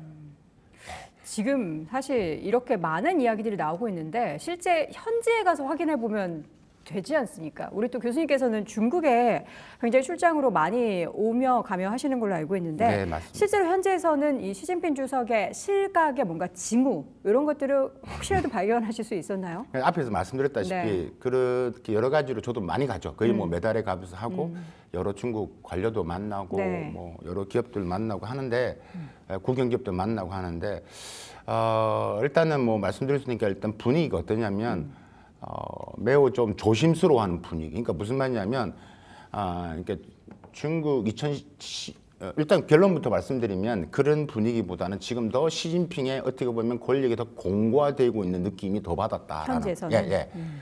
그러니까 지금 제가 갔을 때 중국 공무원이든 하물며 국영기업들도 밥 먹는 것도 매우 부담스러워하고 예전에는 같이 밥도 먹고 네. 어떻게 보면 간단하게 술 한잔도 했는데 요즘은 안 된다는 거죠. 왜요? 그만큼 부정부패나 이런 것들이 매우 강하게 정풍운동이 일어나고 있다는. 그러니까 지금 앞에서 말씀드렸던 마오화라든지 허웨이동 비록 오른팔이지만 결국은 이 부패와 연관되어 있고 강력하게 하고 드라이브를 걸고 있다. 네. 그다음에 또 아까 짱요사라는 사람이 자꾸 핵심 인물로 들어오는데 이 짱요사도 결국은 시진핑의 또 똑같은 측근입니다. 옛날 어릴 때 친구였고 네. 형 동생 하는 사이였어요. 네. 그다음에 결정적인 또 근거가 이제 아까 뭐 6월 30일 날 이제 중앙정치국 할 때 시진핑 주석이 이야기할 때 이 짱요사가 열심히 받아 적는 모습도 여러분 사진이 공개가 됐었고 화면에도 나왔거든요. 그러니까 이거 아니구나. 그렇게 이제 말씀드릴 수 있는데 제가 이제 다시 돌아와서 제가 현장에서 부분에서 더 공고히 한다는 말씀이 뭐냐면 결국 이 정풍 운동을 통해서 전 공무원들한테 이제 중국에서는 8향 규정이라는 게 있습니다. 네. 그러니까 8가지의 규정이라는 게 있는데 그게 시진핑 주석이 2012년도 12월 그러니까 2013년도 시작을 했는데 그때 시진핑 주석이 들어오면서 시작된 게 8항 규정인데 8항 규정이란 8가지인데 그러니까 뭐 사치풍조하지 말고 뭐 함부로 쓰지 말고 그다음에 뭐 이런 부분에서 부정부패 연루되지 마라 이런 결국 8가지 이런 행동 강령인데 공직사의 부분인데 이게 이제 하면서 올해 2월 달에부터 여러 가지로 부정부패에 대한 연루된 사건이 많은 거죠. 제가 이거 하나를 지금 자료를 하나 갖고 왔는데요. 그게 뭐죠, 교수님? 이게 2월 달에 아까 제가 올해 이제 제가 만났을 때 중국 공무원이나 국영기업들이 올해 2월 달에 새로 문건이 또 나왔대요. 네. 내려왔대요. 그러니까 더 지금 분위기가 안 좋기 때문에 밥 먹는 거, 외부 사람 만나는 걸 더 조심하고 혹시 밖에서 밥 먹을 때 외부 사람이 사진을 찍어서 또 이렇게 올리면 어떤 루머를 만들지 모르니까. 이게 제가 보이는 게 뭐냐면 이게 뭐냐면 2월 달에 중국 이제 국가급 그다음에 지방 뭐 국장급 그다음에 형급 해서 공무원들이 지금 8항 규정에서 다 걸려 있는 그러니까 걸린 사람들. 그러니까 예를 들면 항약주의에 걸린 사람들, 네. 부정부패 돈 받은 사람들. 그런 사람들이 통계가 나와 있는 자료입니다. 명수 예, 거죠, 숫자. 2월 달만. 그렇게 엄청 그러니까 타이트하게, 지금 뭐 최근 올해만 해도 지금 몇십만 명이 지금 네. 됐다라는 거거든요. 작년부터 했을 때 올해 초까지만 해도 어마어마하게 지금 하고 있기 때문에 이게 그만큼 강력하게 이제 일어나고 있고 네. 제가 대표적인 높은 사람들 고위 관료직 아까 말씀도 말씀드렸지만 한 사람 좀 소개를 하면 올해 4월 달에 총칭에 있는 그러니까 정치본무위원회 그러니까 이 루커화라는 서기가 있습니다. 이분이 이제 부정부패로 당적과 공직 중국에서는 이걸 두 가지를 박탈한다라는 표현을 쓰는데 그걸 쌍계라는 표현을 쓰는데 쌍계. 예, 그러니까 당적 공산당이니까 네. 당적을 없애고 공직을 없앤다라는 거. 그러니까 이 사람이 총칭시 정치본무위원회의 서기 정도면 꽤 높은 고위직이거든요. 네. 총칭시 인구가 3천만 명이 넘습니다. 여기서 이제 이런 사람이 루커호아라는 서기가 제가 말씀드린 쌍계를 당했고 올해 6월 달이죠. 얼마 되지 않습니다. 상하이 혹시 가보셨잖아요. 네. 상하이에 푸동신구의 당서기가 있는데 그 사람이 쭈주송이라는 사람인데 이 사람도 지금 뭐 우리가 이야기하는 부정부패 걸려가지고 당적과 공직을 박탈당했습니다. 그래서 제가 상하이를 방문했을 때도 지금 푸동신구 같은 데 가보면 공무원들이 전부 다 지금 조심스럽게 좀 워낙 가장 높은 포동신구의 1인자가 이런 일을 당했기 때문에 네. 전부 다 자아 반성을 하고 있는 이런 분위기죠. 이 말씀을 드리는 이유는 뭐냐면 결국 이런 것들이 다 지금 어떻게 해석하느냐에 다른데 결국 그만큼 시진핑이 어떤 이런 팔향 규정에 내는 것들로 인해서 지금 더 어떻게 보면 더 부정표를 다 더 잡는 형태로 가고 있다. 권력이 더 강해지고 있다라는 부분들을 더 저는 반대적으로 이야기를 한다, 반정을 하고 있다라고 말씀을 드릴 수 있을 것 같습니다. 오히려 실각설이 아니라 시진핑 주석의 영향력이 더 지금 더 강해져 강해지고 있는 있다라고 상태다라는 저는 이제 말씀이신데. 그렇게 보고 있습니다. 근데 이제 항상 실각설 얘기 나올 때 보면 항상 언론 보도에 대한 얘기도 나옵니다. 보통 최고 권력자는 뉴스에 등장을 하지 않는 날이 없죠. 항상 네. 뭔가 헤드라인에서 오늘은 이렇게 했다, 오늘은 이런 발언을 했다라는 등의 이야기를 하는데 한동안 시진핑 주석의 뉴스를 좀 찾아보기가 어렵다, 뭐 이런 얘기도 있던데 실제 그랬습니까? 뭐 저희 매일같이 저희가 뉴스를 보는 사람, 네. 저희는 중국 뉴스를 모니터링을 네, 해야 네. 되기 때문에 한 5월 중순부터 한 6월 초 정도까지 한 보름 정도가 안 나온 건 아니고 좀 덜 나온 거죠.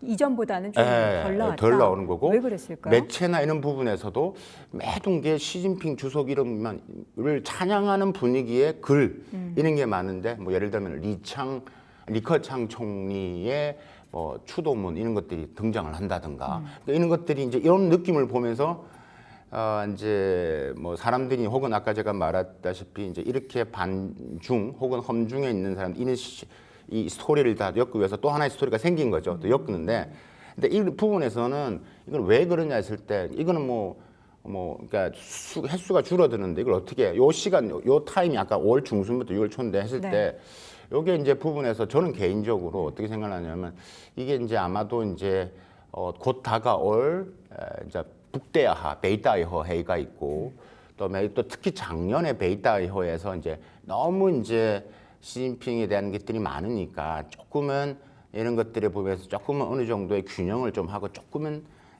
좀 자제를 하는 여러 가지는 원로 이제 욜로라는 부분에서 우리 4세대 지도부이죠. 그러니까 시진핑의 선배님 되시는 분들이 이제 그런 이야기가 나왔을 수도 있다. 그런 이야기가 들리기도 한다는 이야기죠.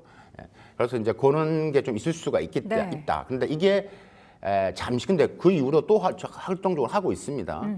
그다음에 뭐 해외 활동도 하고 있고요. 해외에서 뭐 대통령도 만나고 있기 때문에 뭐 잠시 그 사이에 안 보인 게 아니라 좀 횟수가 줄어들었고 예전에 보기 힘든 뭐 돌아가신 리커창 총리의 글이 뭐 이렇게 찬양이라는 표현보다는 좀 이야기가 나오고 그러다 보니까 야 이상한데 이런 식으로 이제 스토리가 짜여진 거다. 근데 이게 지금 실각설 부분하고는 전혀 관계가 없는 라고 저는 지금 확신하게 말씀드릴 수 있을 것 같습니다. 또 다른 내용, 시 주석의 최측근 인사들이 공식 석상에서 사라졌다라는 것도 있습니다. 이것을 두고서 이제 그러면 이제 오른팔 왼팔 이런 중요한 분들이 사라졌다라면 시 주석의 실권이 조금 위태로운 거 아니냐라는 얘기인데 이들이 뭔가를 잘못해서 오히려 이제 시진핑 주석이 숙청을 한 거다 이런 얘기도 있고 좀 얘기가 다릅니다. 제가 이제 앞에서 이미 저 북선을 많이 깔아드렸습니다. 팔항 규정, 네. 팔항 규정 말씀드렸다시피 보여주셨던 자료도 있고요. 엄청 많은 사람들이 지금 시 주석 측근도 네, 포함되어 그러니까 아까 있습니까? 제가 첫 번째 말씀드렸다시피 마오화 예. 작년 11월 달 그때부터 예. 시작됐다. 그다음에 허웨이동이라는 사람이 올해 지금 3월 달에 있었고 이거 다 측근들이죠. 네. 그러니까 이런 사람들 안 보이니까 측근이 안 보이니까 권력 이상이 생겼다. 지금 시진핑 주석은 다 측근들이라고 보시면 됩니다. 네. 근데 뭐 누구는 측근이고 누구는 측근이 아니다 이렇게 보는 것도 중국을 너무나 모른다라고 말씀을 드릴 수 있을 것 같고 제가 네. 앞에서 말씀드렸다시피 자꾸 등장하는 짱요샤라는 사람이 있는데 이 사람이 또 측근인데 어릴 때 형 동생 하는 사이였는데 이 사람이 막 등장하다가 6월 30일 날 그 사진 그거 나오면서 야 이거 아니구나 열심히 받아 적고 있는 모습을 봤기 때문에 그래서 이런 지금 주변에 있는 아까 지금 말씀드렸지만 상하이에 있는 제가 좀 전에 말씀 쭈주송이라는 사람도 네. 결국은 이제 아까 쌍계를 당했죠. 당적과 공직을 잃었습니다. 다 어떻게 보면 다 관계가 있는 사람들이겠죠. 그렇기 때문에 이거는 이제 지난 정풍운동 이런 중국의 이제 중국의 국가규율위원회라든지 해서 지금 일어나고 있는 현상들 지금 중국에서 엄청나게 드라이브로 지금 들고 있기 때문에 아마도 또 앞으로 또 시진핑이 또 어떤 중요한 자리에 있는 사람이 또 안 보인다 숙청당했다면 또 이런 소리 또 나올 수 있습니다. 그렇기 때문에 그거는 지금 제가 앞에서 복선을 깔아드린 것처럼 지금의 정풍운동이 10년이 지난 2012년 12월 달에 나온 파량 운동이 올해 들어와서 더 강력하게 다시 들어오고 있고 그 공무원들을 지금 어떻게 보다시피 더 지금 이제 뭐 함부로 부정부패 정풍 부분에서의 지금 몸을 사리고 있는 상황이고요. 네. 그래서 뭐 저뿐만 아니라 여러 중국에 계신 분 말씀을 들어보면 요즘 중국 공무원들은 밥 먹기 힘들다고. 아, 근데 이게 또 한편 단편적인 게 뭐냐면 네. 중국 소비, 중국 경제에 영향을 좀 미치기도 합니다. 왜냐하면 중국 소비에 밥 먹는 이런 부분에서 공무원들이 더 나와줘야지만 기업들이 돈을 쓰거든요. 그러니까 이제 이런 특히 소비 이런 부분에 있어서 또 영향을 받는다라는 것도 저도 그건 뭐 맞다고 봅니다. 네. 그만큼 지금 현 상태가 매우 조심스러운 상황이다. 그렇게 말씀드릴 수 있을 것 같습니다. 그럼 시 주석도 지금 권력이 커진다라고는 하지만 일부 좀 눈치를 보고 있는 상황은 맞는 건가요? 누구 눈치를? 원로의 눈치를? 예, 원로 그러니까 아닙니다. 그렇게 네. 보시는 건 아니고요. 지금 이제 뭐 제가 더 공고히 된다라고 말씀을 드리고 있고 지금 이제 원로가 정치 개입을 한다라는 말들이 나오게 된 또 결정적인 게 이제 6월 말에 또 어떤 일이 있었냐면 당 중앙 의사 결정 기구라는 게 또 새로 만들어집니다. 네네. 그게 이제 관련된 조례, 그러니까 규정이 나오는데, 야 이거는 시진핑 예전엔 전부 다 혼자 다 했잖아. 그러면 당 중앙의 의사 결정 이는 의결 기구가 생긴다는 말은 원료들이 나와서 이제 뭐 공통적으로 과거에 중국이 해왔던 것처럼 집단 지도 체제로 가기 위해서 원로의 목소리가 더 커지는 거 아니야? 그럼 반대로 이야기하면 시진핑의 권한이 더 축소되는 게 아니야? 이렇게 이제 해석이 되는 거라는 거죠. 근데 그렇게 보시면 안 되고 이미 당 중앙 의상 부분들은 계속해서 나왔던 이야기고, 근데 이게 이제 요번에 이제 하나의 조례 형태로 정책적으로 형태로 나왔기 때문에 기존에 뭐 중국의 뭐 여러 가지 뭐 이런 뭐 개혁위원회, 뭐 정보화위원회, 뭐 재경위원회 뭐 이런 것들이 있었는데 네. 이것들을 이제 어떻게 보면 전반적으로 시진핑 주석 자체가 이것을 어떻게 보면 책임과 운영을 효율화를 위해서 더 어떻게 보면 더 강력하게 뭐 이걸 더 밀어 올리는 이런 역할을 한다. 그래서 이게 당중 의사결정기구가 네. 그러니까 지금 일부에서 지금 생각하는 것처럼 원료가 개입할 수 있는 하나의 계기가 됐다라는 것은 잘못된 생각이고 원래 있었던 것들이고 이게 2018년도부터 이미 나오겠다고 돌아다녔던 이야기이기 때문에 그러니까 이런 특권들을 갖고 있는 부분들에서 뭐 권한을 함부로 행사하기 못하게 하고 역시 책임과 운영을 효율화를 위해서 이 당 중앙 의사결정기구라는 게 만들어진 거다. 그래서 원로 정치 개입이 부분에서는 뭐 강화된 거 아니냐. 네. 그거에 대해서는 결국 그렇진 않다. 근데 말은 들어야 되겠죠. 그게 이제 우리가 기대하고 있는 8월 달에 바로 베이다이호가 되겠죠. 지금 앞서 잠깐 언급해 주셨던 최근에 이제 국제적인 정상회의에서 사실 시 주석이 브릭스 정상회의도 건너뛰었고요. 이게 또 중국이 주축이라서 한 번도 빠진 적이 없는데 이게 빠졌다라고 해서 더 실각설 쪽에 좀 무게가 실렸던 것 같습니다. 그러니까 지금 이제 말씀하시는 게 하나하나가 다 이제 이 지금 유튜버에서 이제 그거 유튜버들이 다 이제 하나의 스토리를 갖고 오긴 하는 건데. 근데 여기 또 러시아도 빠져가지고. 그렇죠. 예. 푸틴이 빠졌기 때문에 갈 의미가 별로 없고 일단은 또 시진핑 주석, 인도 모디 총장은 사이가 그렇게 좋지는 않습니다. 같이 하긴 있지만. 네. 근데 브라질도 있잖아요. 남아공도 있고 남아공이나 브라질로 같으면 사이가 매우 좋죠. 네. 예. 그러니까 이미 뭐 올해 들어서 브라질라 대통령 여러 번 또 만났고 의미가 있기 때문에 꼭 이제는 자기가 안 가고 리창 총리가 가도 충분하다라는 것들이죠. 그러니까 불필요하게 이제 자기가 안 가고 이제 외부에 있는 자기 측근들이 더 이제 그걸 뭐 어떤 회의를 진행을 하고 이런 것들도 어떻게 보면 그만큼 권력이 더 공고해졌다라고 이해할 수도 있는 거기 때문에 네. 이것들을 매번 갔는데 올해 안 갔으니까 뭐 이상한 거 아니야? 이렇게 하시는데 아까 말씀드린 푸틴도 일단 안 갔습니다. 그러니까 일단 전체 부분에서 지금 브릭스는 사실 중국과 러시아가 만든 부분들이 크기 때문에 네. 근데 뭐 푸틴이 하는 부분에서 의미가 별로 없는 부분들도 있고요. 그다음에 이미 또 브릭스는 의도대로 가고 있기 때문에 네. 중요도에 떨어져 있고 또 다른 일이 있었겠죠. 그렇게 보는 게 맞는 것 같고 이것을 하나의 또 연결고리로 또 엮어내는 것은 너무 이제 무리하게 이제 끼워 맞추는 느낌이다라고 네. 저는 뭐 전문가로서 확실히 네. 말씀드릴 수 있을 것 같습니다. 이 시각설 얘기를 계속해서 드리고 있는데 자꾸 여쭤보게 되는 것 같습니다. 근데 한편으로 이제 시각설이 맞다라고 주장하는 사람들의 다양한 배경 중에서는 시진핑 주석이 건강에 좀 이상이 있다라는 그런 얘기도 하더라고요. 근데 만약에 정말 건강 이상이 있다라고 한다면 이런 이제 은퇴를 시진핑 주석 입장에서도 좀 준비를 하지 않을까 싶기도 한데. 네, 요걸 좀 관심을 좀 가져야 되겠죠. 네. 이게 이제 시진핑 올해 73세 정도 되거든요. 그래서 이제 이 말이 나오게 된 게 사실 이제 그런 또 여러분이 또 유튜버 찾아보시면 또 그 이상한 모습, 뭐 졸고 있는 모습, 뭐 걷는 게 이상 이런 걸 딱 포착을 해서 네. 안 좋다라고 이야기를 지금 하고 있는데 네. 이제 이런 부분에서 일단 뭐 건강이 있으면 이렇게 해외를 많이 다닐 수는 없겠죠. 예, 또 연세가 있어서 뭐 그때 상황이 뭐 컨디션이 안 좋아질 수 있는데 모르죠. 우리가 알 수 있는 부분은 아니지만 좀 객관적인 부분들 혹은 여러 전문가들과 이야기를 또 통해서 또 중국 내에서 뭐 이렇게 여러 이제 입체적으로 상황을 봤을 때 뭐 일단 뭐 아직까지는 큰 문제가 있어 보이지는 않고 네. 올해마다 해외를 뭐 지금 4월 달에 뭐 우리가 말레이시아, 캄보디아, 베트남을 방문했고요. 지금 또 그다음 중앙아시아도 갔고 러시아도 갔죠. 그러니까 해외 방문을 계속 하고 있고 여러 가지 이제 뭐 아까 정상 부분들을 회담을 하고 있는 상태고 또 그 이후로는 지금은 또 계속 전 중요한 해에는 직접 주재를 하고 있고 아까 뉴스 말씀하셨지만 지금도 뉴스의 메뉴는 계속 등장을 하고 있습니다.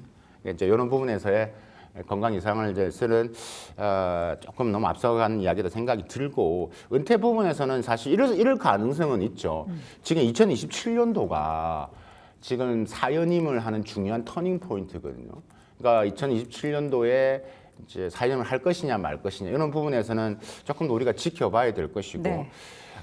이제 그런 부분에서 이제 우리가 만약에 이제 그러면 좀 아까 은퇴라는 부분을 한다라고 했을 때 일단은 전반적인 최근에 뭐 나온 뭐 영국 이코노미스트 부분에서 사연임 가능성을 지금 제기를 하고 있고 또 많은 분들이 그렇게 얘기를 하고 있는데 뭐 그럴 가능성이 바로 놓지는 않을 것 같다. 만약에 시나리오를 우리가 한번 좀 구상을 해본다라면 과거에 이제 해왔던 것처럼 과거에 이제 우리가 기본적으로 뭐 우리가 덩샤오핑이라든지 뭐 후진타오라든지 이런 네. 걸 봤을 때 뭐 지금 세계의 권력을 갖고 있는데 뭐 하나씩 줄 수는 있겠죠. 그러니까 제일 중요한 중앙군사위원회 주석하고 가장 대표적으로 줄 수 있는 게 바로 이제 주석이란 중국에서는 우리 같으면 프레지던트 대통령인데 중국에서는 이 주석보다 더 높은 게 바로 당석이거든요. 중국이란 나라는 중국은 공산당이 만든 나라입니다. 네. 그러니까 공산당의 가장 대표가 총석입니다. 그러니까 이걸 계속 쥐고 있는 거다라고 이제 볼 수 있는 거고 네. 준다라면 이제 그런 식의 우리가 시나리오는 그릴 수 있을 것 같다. 근데 또 이렇게 가더라도 지금의 여러 가지 이런 공고가 있기 때문에 사실 약간 덩샤핑도 모든 고난을 다 물려주고서도 우리가 때 장저민한테 물려줬을 때도 뒤에서 엄청난 권력을 행사했거든요. 그러니까 자기가 권력이란 그러니까 위치, 그러니까 어느 권한을 공직을 안 갖고 있어도 뒤에 막후에서 권력을 형성했다는 자체도 어마어마한 거기 때문에 지금 현재는 이제 그렇다. 그래서 뭐 시나리오 그려본다면 그 정도까지는 우리가 좀 가능성을 얘기해 볼 수는 있을 것 같다. 네. 자, 학계에서는 그럼 과연 이 시진핑 실각설에 대해서 어떻게 보고 계신가요? 학계에서는 저희같이 이제 정통적인 하는 학계 부분 교수님들이나 전문가들 같은 경우는 거의 80, 90%가 이걸 다 믿지 않습니다. 왜 이런 얘기가 도는지 모르겠다 이렇게 네, 생각하시는군요. 무슨 거죠. 그러니까 왜 유난히 대한민국에서 난리냐. 그러니까 아까 말씀드렸다시피 아니 가장 그냥 매우 간단하게 한 가지 얘기한다면 미국이 이렇게 가만히 있겠냐고요. 네. 예, 그렇죠. 그 다음에 또 타이완도 마찬가지고.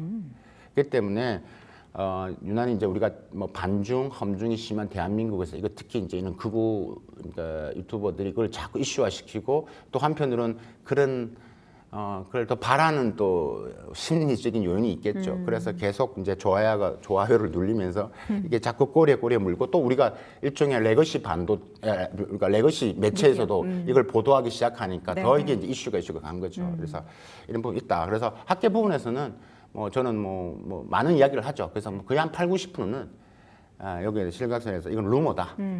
이건 뭐 매우 빈약한 근거 자료를 가지고 짜 맞춘 스토리다. 네. 이렇게 보는 게 기본적 학계 전문가들의 이야기라고 보시면 되겠습니다. 네. 영국의 시사주간지 이코노미스트에 실린 내용에 따르면 시 주석이 다음 주쯤에 이제 베이징을 떠나서 중국 고위 지도자들이 여름마다 모이는 앞서 말씀해 주셨죠. 베이다이어 해변 별장으로 이동할 가능성이 있다라는 보도 내용이 있었습니다. 오히려 이렇게 비밀스러운 회동이 시 주석의 권력 재편의 성과를 보여주는 장면이 될 거다라는 내용도 있었는데요. 이게 어떤 이유에서 이런 얘기가 나올까요? 그러니까 이제 제가 지금 말씀드렸던 부분, 더 권력, 지금 부분의 시주의 권력을 재편의 성과를 보여준다고 네. 했기 때문에 권력이 더 강해질 것이라는 이야기를 하고 있는 겁니다. 강해질 것이다. 예. 그러니까 지금 말씀하셨다시피 영국 이코노미스트 이제 고론하고 영국 이코노미스트가 이제 2020 그 내용을 전체를 다 보시면요, 네. 2027년도에 사연임 가능성이 매우 크다라고 사연임까지요? 2027 그렇게 지금 하고 있는 거고요. 그래서 그러니까 그 말의 의미는 만약에 이제 건강상의 문제가 어떤 것 같은 혹시 조금씩 물러나고 하더라도 막후에서 권력을 유지할 수 있다라는 네. 건데, 그러니까 제가 말씀을 드렸고 부분들이고 그다음에 이제 지금 여기 이코노미스트에서 이야기를 하고 있는 게 예를 들면 중국의 군사위원회 산하에 여러 가지 이제 위원회 각종 위원회 있는데 여기서도 이제 예전보다 이는 소집하는 회의가 좀 줄어들고. 그다음에 또 시진핑 주석이 예전에는 직접 주재를 했는데 지금 주재를 안 하고 이런 것들은 권력이 약화된 것이 아니라 그만큼 이제 자기가 나서지 않아도 알아서 이미 다 돌아간다라는 이야기죠. 그러니까 알아서 충성을 한다라는 이야기가 되는 것들입니다. 그러니까 이제 그런 이야기의 내용들이 이번에 이제 매우 희박한 이 실각스런 스토리다라고 이제 이코노미스트는 보고 있는 것들이죠. 그런데요, 교수님. 사실 중국 내부나 지금 사실 외부에서도 물론 외부 언론을 통제할 수는 없겠지만 계속해서 이러한 실각설에 대한 뭔가 이렇게 흉흉한 내용들이 보도가 되고 하는 거를 시주석 입장에서는 달가워하지 않을 텐데 이게 뭔가 통제가 안 된다라는 느낌을 좀 받는데 왜 좀 가만히 있는 중국 걸까요? 정부의 중국 정부가 이것에 반응을 안 하고 있다. 네. 그러니까 그건 중국 정부는 이런 부분에서 아예 의미가 없는 스토리라고 보는 거죠. 그러니까 그래도 뭔가 얘기를 해야 되지 않을까요? 그렇죠. 그게 중국의 특성인데 그래서 중국이 우리 같으면 아니 그러면 아니다라고 이야기를 하는데 그러니까 중국 공산당은 부분의 내부적인 부분은 매우 좀 신비로운 것도 있고 매우 지금 비밀스럽게 있는 부분들이에요. 그러니까 그 응대를 한다는 자체가 더 의욕을 불러오를 수 있다라고 지금 보는 것들. 그러니까 아예 의미가 없다라고 지금 판단을 하고 거의 응대를 안 하고 있는 것들이고요. 그러다 보니까 다 계속 이제 또 추측이 꼬리에 물고 확대 재생산되면서 스토리가 자꾸 만들어지는 거죠. 근데 지금 제가 오늘 방송 시작하면서 말씀드렸던 스토리를 쭉 말씀드렸지만 결국 메인이 다 오늘 제가 말씀드렸던 작년 11월에 마오화, 올해 3월 달에 지금 우리가 보면 허웨이동, 네. 그다음에 미국의 두 사람 마이클 클린 보좌관도 제대로 하지도 않은 네. 한 20일 정도 있다가 쫓겨난 사람, 그다음에 한 10년 전에, 20년 전에 총영사 했던 은퇴하신 분이 그냥 자기의 생각을 노렸던 이런 것들을 가지고 하는 것들은 의미가 없다. 그게 중국이 정부가 응대를 한다는 자체가 인정하는 거기 때문에 아예 대꾸를 안 하고 있다. 네. 이렇게 보시면 되겠습니다. 자, 이 트럼프 대통령과 시 주석 간의 만남이 과연 언제 성사가 될지 여부도 초미의 관심사인데 일단은 지금 미국과 중국 간의 무역 협상 관련해서는 이번 또 유럽에서 한 번 더 만나기로 약속을 했잖아요. 네, 그때 스톡홀름에서 엄마 만납니다. 타결이 완전하게 될까요, 이번에? 이게 28일부터 시작된다고 지금 알려져 있죠. 네. 28일, 29일인데 현지 시간입니다. 스웨덴 스톡홀름에서 하는데 이게 이제 3차 회담인데 이게 만만치가 않죠. 지금 이제 이슈가 자꾸 또 들어오기 시작하고 지금 나와 있는 외신 보도를 보면 일단 중국이 러시아산 이란산 원유 구매도 의제를 올리겠다라고 지금 이야기를 하고 있고, 그러니까 이제 의제를 올리고 그다음에 방향을 자꾸 이제 복잡하게 만들면 중국이 이제 더 지금 이야기한 중국이 적극적으로 할 수 있는 부분도 매우 제한적일 수 있다. 그래서 이게 지금 풀 수 있는 혹은 대화할 수 있는 내용들이 많기 때문에, 왜냐하면 지금 미중 간에는 지금 관세 협상들은 관세만 있는 게 아니라 여러분들이 그동안 많이 들으셨던 미국의 반도체 대중국 제재가 있고 거기에 맞서서 중국은 히토리를 또 가지고 반격을 했죠. 그러니까 히토리 때문에 미국이 또 거기에 대해서 좀 당연히 바로 이제 피해를 보고 이제 협의를 하자라고 했기 때문에 이번의 내용은 지금 여러 가지 부분에서 만약에 이번에 지금 이게 8월 12일까지인데 이게 안 되면 바로 145% 관세가 또 들어갈 수도 있기 때문에 저희가 미국도 중국도 원치 않기 때문에 이게 이제 재연장 가능성, 그러니까 중국과의 이제 재연장 가능성이 있다라고 이제 보여지고, 뭐 사실 미중 간에 있는 관세 협상으로만 보시면 안 될 것 같고요. 거기에는 말씀드렸다시피 여러 가지 수출 통제, 지금 뭐 미국 입장에서는 중국에 있는 기술 굴기, 특히 지금 AI든 반도체든 여러 가지 이걸 막아야 되는 입장. 왜냐하면 그것은 바로 이제 군사의 패권으로 또 넘어가기 때문에 이거는 뭐 미국이 막아야 되는 부분들이고, 뭐 중국은 그런 수출 통제를 풀지 않으면 히토를 제재하는, 그러니까 근본적인. 그래서 이번에 히토를 조금 더 풀었고 중국도 거기에 대해서 지금 여러분 아시다시피 엔비디아의 그 중국 시장용으로 만든 H20 같은 경우도 한시적으로 지금 풀었습니다. 네. 이런 단계이기 때문에 저는 이제 고일 관세 합의 연장이 도출될 가능성은 지금 이 시간 좀 타임을 조금 제한적이다. 여러 가지 아젠다가 많기 때문에 뭐 인터뷰 내용 보시면 아시겠지만 베센트 장관도 뭐 지금 여러 가지 좋은 무역 관계를 유지하고 있다. 계속 좋은 시그널을 보내고 있습니다. 하지만 네. 그 속내는 매우 복잡할 겁니다. 그래서 저는 큰 기대는 하지 않는다라고 네. 말씀드렸습니다. 우리나라의 시진핑 주석의 방한 가능성이 이제 그때 이제 에이펙 회담 때 경주올 것이다라는 기대를 좀 하고 있는데요. 올까요? 지금 온다는 분위기로 지금 뭐 그러니까 양국이라는 것은 한국과 중국이 제가 준비 작업에 들어간 걸로 알고 있습니다. 제가 중국 갔을 때는 AP 담당하는 조직에 있는 사람들 만나도 이미 준비가 되고 있고요. 네네. 하고 있고 하물며 이제 왜냐하면 중국 국영기업이나 기업들이 매우 또 빠르잖아요. 그러니까 이미 어떻게 보면 시진핑 주석이 한국을 방문하면 한한령 부분에서도 여러 가지 기회가 있기 때문에 그 자체를 또 미리 준비하는, 그러니까 한국 연예인을 초청한다, 이런 것들에 대한 것도 벌써 움직임이 일어나고 있다라고 이제 보여지고요. 네. 시진핑 주석이 이제 방할 가능 높은 게 일단은 중국 입장에서 한국을 관리를 해야 됩니다. 한중 관계를 관리하는 게 매우 중요합니다. 미중 간에 있는 이런 패권 구도에서 미국의 대중국 제재가 심화되고 있고 또 중국 기업들이 미국의 제재를 피해서 한국을 계속 들어오고 있는 상태에서 중국은 한국을 관리를 해야 되기 때문에 한국을 들어와야 되는 이유가 있다. 두 번째는 올해는 우리가 경제사지만 내년도 에이펙 의장국이 중국입니다. 그러면 차기 의장국 입장에도 시진핑 와야 될 또 명분도 있다라고 이제 보여지는 거죠. 첫 번째 말씀드릴 수 있을 것 같고, 네. 두 번째는 만약에 제일 좋은 그림이면 트럼프 대통령 오면 야 대한민국 경주에서 만난다. 네, 만난다. 그럼 어마어마한 겁니다. 그럼 대한민국이 어마어마한 경제, 그러니까 뿐만 아니라 외교의 영향을 발휘할 수 있는 이게 제일 좋은 그림으로 나타날 것 같다. 그래서 네. 기대를 하고 있고요. 그래서 지금 이런 부분에 있어서 지금 트럼프 대통령이 최근에 인터뷰 내용을 보시면 나는 프레지던트 시하고 매우 좋은 사이가 관계 있고 내가 머지않아 방문할 것이다. 뭐 계속 이런 이야기를 주고 하고 있습니다. 네. 하고 있는데 그건 쉽지 않아 보이고 제일 좋은 그림은 아무래도 에이펙 10월 말 여기서 경주에서 만나는 게 매우 좋은 그림이 될 수 있기 때문에 네. 아마 우리 정부에서도 이런 그림을 할 수 있을 것 같다. 그럼 여기서 무역 합의에 대한 부분들 사실 시간이 있기 때문에 그 사이에 어느 정도 윤곽이 나올 거고요. 그쵸. 그 부분에서는 사실 이제 여러분들이 기대를 하시는 게 미중 간에 그렇게 또 만난다고 했더라도 원천적으로 미국과 중국 간에 여러분이 관심을 가지냐면 반도체나 뭐 전기차나 AI 부분에서는 미국과 중국은 디커플링이 될 수밖에 없습니다. 절대 네. 함께 갈 수가 없다는 것은 저는 100% 저는 장담을 합니다. 왜냐하면 이건 단순히 산업을 넘는 거라고 제가 말씀을 드렸습니다. 네. 미국은 그것을 그냥 첨단 기술로 보지 않고 그냥 군사로 봅니다. 그쵸. 예. 그렇기 때문에 만나서 악수한다고 해서 야 미중 간의 사이가 좋아지는 거 아니야? 라고 보는 것은 매우 단편적인 생각이다라고 말씀드릴 수 있겠습니다. 서로 그러면 계속 견제가 있는 상태에서 미국과 중국은 평행선을 달리게 되는 그게 수밖에 제일 없겠네요. 정확한 표현입니다. 평행선을 달릴 네. 겁니다. 그러면서 이제 어느 정도 선을 왜냐하면 메이드 인 차이나가 여전히 미국은 또 필요하거든요. 그걸 느꼈고 그 때문에 그런 상태에서 계속 견제를 하면서 이제 평행선을 달릴 수밖에 없다. 그런데 지금 트럼프 대통령이 글로벌 관세를 지금 하고 있는 목적 중에 관세를 때리고 있는 부과하고 있는 목적 중 하나가 네.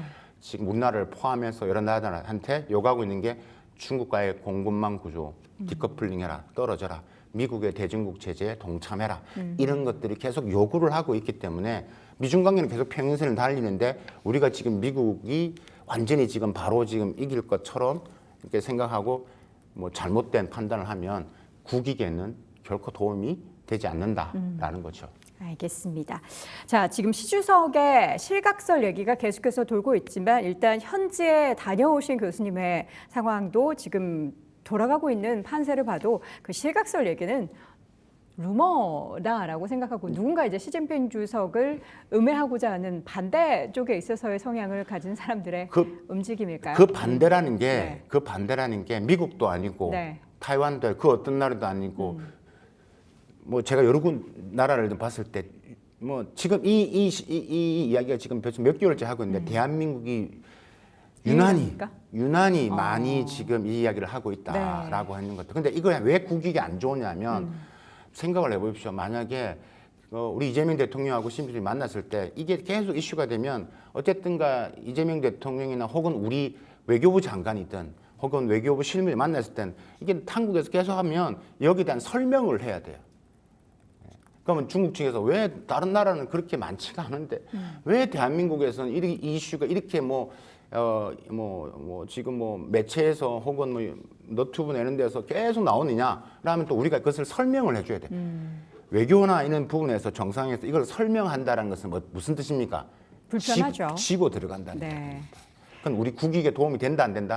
안 되죠. 된다는 겁니다. 네. 그러니까 그런 부분에 있어서 대한민국이 왜 아니 타이완 가서도 이렇게 하진 않는데 왜 우리가 이렇게 하느냐 그런 부분들을 조금 생각을 하셨으면 좋겠습니다. 알겠습니다. 오늘 중국에서는 오히려 이야기가 없는 얘기인데 우리나라에서 더 많은 이야기가 나오고 있는 시진핑 주석의 실각설에 대한 자세한 내용도 들어봤습니다. 오늘 요빈대학교 중국학과 박승찬 교수와 함께했습니다. 교수님 말씀 고맙습니다. 감사합니다.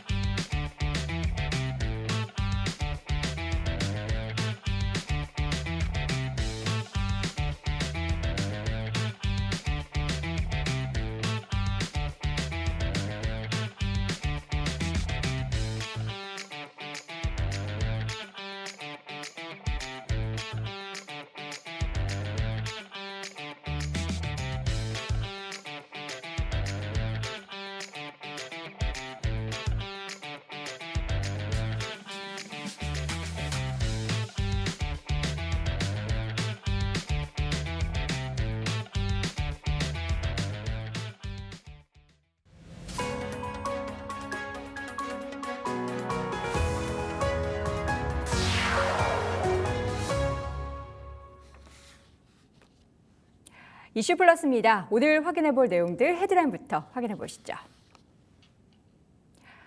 SK하이닉스가 올해 설비 투자액을 증액합니다. 얼마나 또 어떤 분야에 있어서 증액하는지 내용 확인해 보겠고요. 삼성전자, HBM4 양산 더 빨리 속도로 내야 하는데 숨고르기가 나타나고 있죠. 자세한 내용 짚어보겠습니다. LG 디스플레이가 영업 적자임에도 불구하고 근거 있는 자신감을 표출하고 있다고 하는데요. 어떤 자신감인지 내용 확인해 보도록 하죠. 자, 오늘 보도국 이태용 기자 함께합니다. 기자님 어서 오십시오. 네, 반갑습니다. 자, 먼저 SK하이닉스 이야기입니다. 이번 실적 발표 이야기 또 어닝 서프라이즈를 기록을 했죠.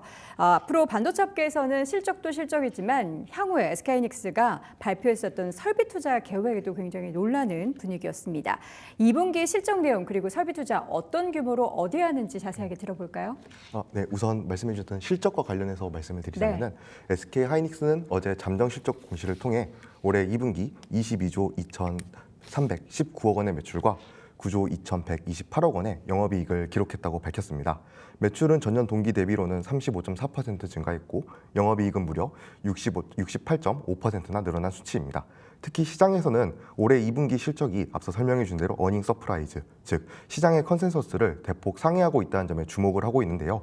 FN가이드가 집계한 SK하이닉스의 2분기 실적 추정치는 매출 20조 7,186억 원이고 영업이익은 9조 648억 원입니다. 이와 비교하면 SK하이닉스가 시장의 예상과 비교해 매출은 7.3% 증가했고 영업이익은 16.3% 웃도는 성적을 기록했다고 볼 수 있습니다. 자, 그렇다면 2분기에 이렇게 SK하이닉스가 깜짝 실적을 낼 수 있었던 가장 큰 이유는 뭐였을까요? 네, 아무래도 다들 예상 가능한 HBM 부분에서의 성과라고 할 수가 있는데요. 네. SK 하이닉스 또한 이번 실적과 관련해서 빅테크 기업들이 AI에 대한 투자를 적극적으로 지속하고 AI향 메모리 수요 성장이 이어졌다고 밝혔습니다. 여기에 더해 미국 관세 정책의 불확실성에 대한 우려가 확산되었고, 이에 대해 메모리 반도체 업체들이 선제적으로 메모리를 확보하기 위해서 선 주문에 나선 결과 수요가 증가했다고 밝혔는데요. 특히 시장에서는 레거시 메모리로 평가받는 낸드 플래시 부분의 성장에도 주목을 하고 있습니다. SK 하이닉스는 올해 1분기 낸드 플래시 메모리 출하량이 20% 정도 상승할 것으로 가이던스를 제시를 했는데요. 실제 2분기에 와서는 해당 가이던스를 크게 웃도는 70% 이상의 출하량을 기록했다고 밝혔습니다. 아무래도 SK 하이닉스가 관세 여파에 따른 앞서 설명을 했었던 관세 여파에 따른 선주문 효과와 중화권 시장에서의 판매 촉진 행사 등의 영향이 맞물린 결과로 풀이되고 있습니다. 네, 반도체 업계에서는 이번 SK하이닉스의 2분기 실적 내용뿐만 아니라 향후에 발표한 내용 중에서 설비 투자 계획에 있어서도 굉장히 놀라는 반응이었는데, 이런 반응이 나오는 이유가 뭐였을까요? 네, 아무래도 그동안 SK 하이닉스가 설비 투자를 줄일 거라는 우려가 많이 제기됐기 때문인데요. 네. SK 하이닉스는 이번 컨퍼런스 콜에서 당초 계획됐던 설비 투자, 즉 캐펙스 규모를 확대하겠다고 공식화 발표했습니다. 그동안 반도체 업계에서는 SK 하이닉스가 당초 계획보다는 보수적으로 투자를 집행할 거라는 관측이 많이들 제기되어 왔는데요. 아무래도 경쟁사인 삼성전자를 비롯해 글로벌 메모리 반도체 업체들이 HBM 공급망에 순차적으로 진입함에 따라 이른바 시장 포화 현상에 따른 공급 포화 우려가 제기됐기 때문입니다. 이 때문인지 업계에서도 SK 하이닉스가 생산 능력을 당장 확대하기보다는 기술 개발과 같은 내실 다지기를 진행할 것으로 추측을 해왔었는데요. 실제 올해 상반기까지만 하더라도 SK 하이닉스가 국내에 새로 신축할 예정이었던 M15X 팹과 관련해서도 구축 일정이 미뤄졌다는 이야기가 돌기도 했습니다. 네. 다만 이번 실적 발표에서 가동 시점을 4분기로 거듭 강조하며 이 같은 우려를 시선했다는 평가를 받고 있습니다. 자, 그렇다면 SK하이닉스가 올해 지금 하반기에는 얼마나 그 캐펙스를 확대할지에 대한 내용을 명확하게 좀 확인이 될 수 있을까요? 우선 업계에서는 추정치로 작년과 비교해서 50% 이상 늘어난 캐펙스를 단행할 것으로 추정을 하고 있는데요. 네. 일단 반도체 업계 한 관계자에 따르면 올해 연초 SK 하이닉스는 20조에서 22조 가량의 캐펙스를 집행을 했다고 합니다. 하지만 아무래도 앞서 SK 하이닉스가 설명했듯이 반도체 HBM에 대한 수요가 급증하고 있다 보니 이에 대응하기 위해 약 최대 45%가량 늘린 29조 원의 캐펙스를 설정한 것으로 이야기가 나오고 있는데요. 일단 SK 하이닉스는 이번 컨퍼런스 콜에서 캐펙스에 대한 구체적인 규모는 언급하지 않았지만 해당 투자들이 HBM을 중심으로 이루어질 것이라고 밝힌 상태입니다. HBM4, HBM 얘기하면은 항상 SK하이닉스와 함께 삼성전자 이야기를 하지 않을 수가 없습니다. SK하이닉스는 이렇게 투자의 규모를 더욱더 늘리고 있는데 과연 삼성전자는 관련 분야에서 어떤 행보를 보이고 있는지 보겠는데, 최근 6세대 디램 수율을 개선하면서 내부 생산 승인까지 거쳐졌다라는 얘기가 전해지긴 했는데요. 다만 6세대 디램을 적용하는 HBM4의 양산 시점은 내년으로 미뤄졌다는 소식이 전해지고 있습니다. 당초 올해 하반기 예정이 됐었던 이 시기를 지연됐다라는 건데, 삼성전자 주주분들 입장에서는 굉장히 안 좋은 소식이네요. 네, 우선 이번 사항에 전통한 관계자에 따르면은 말씀해 주신 대로 삼성전자가 내부적으로 HBM4 양산 시점을 내년으로 미룬 것으로 이제 파악이 되고 있는데요. 네.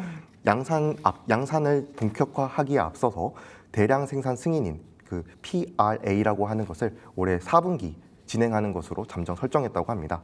PRA 시점이 올해 4분기로 미뤄지다 보니 자연스럽게 양산 시점도 내년으로 미뤄나게 된 것인데요. 아무래도 앞서 설명해 주셨던 것처럼 삼성전자가 지난해부터 줄곧 HBM4를 올해 연내 양산을 하겠다는 계획을 밝혔던 점을 고려하면 보수적으로 접근하고 있다는 평가가 나오고 있습니다. 그러면 일단 삼성전자가 초기 양산 계획을 수립한 배경에는 뭐가 있었을까요?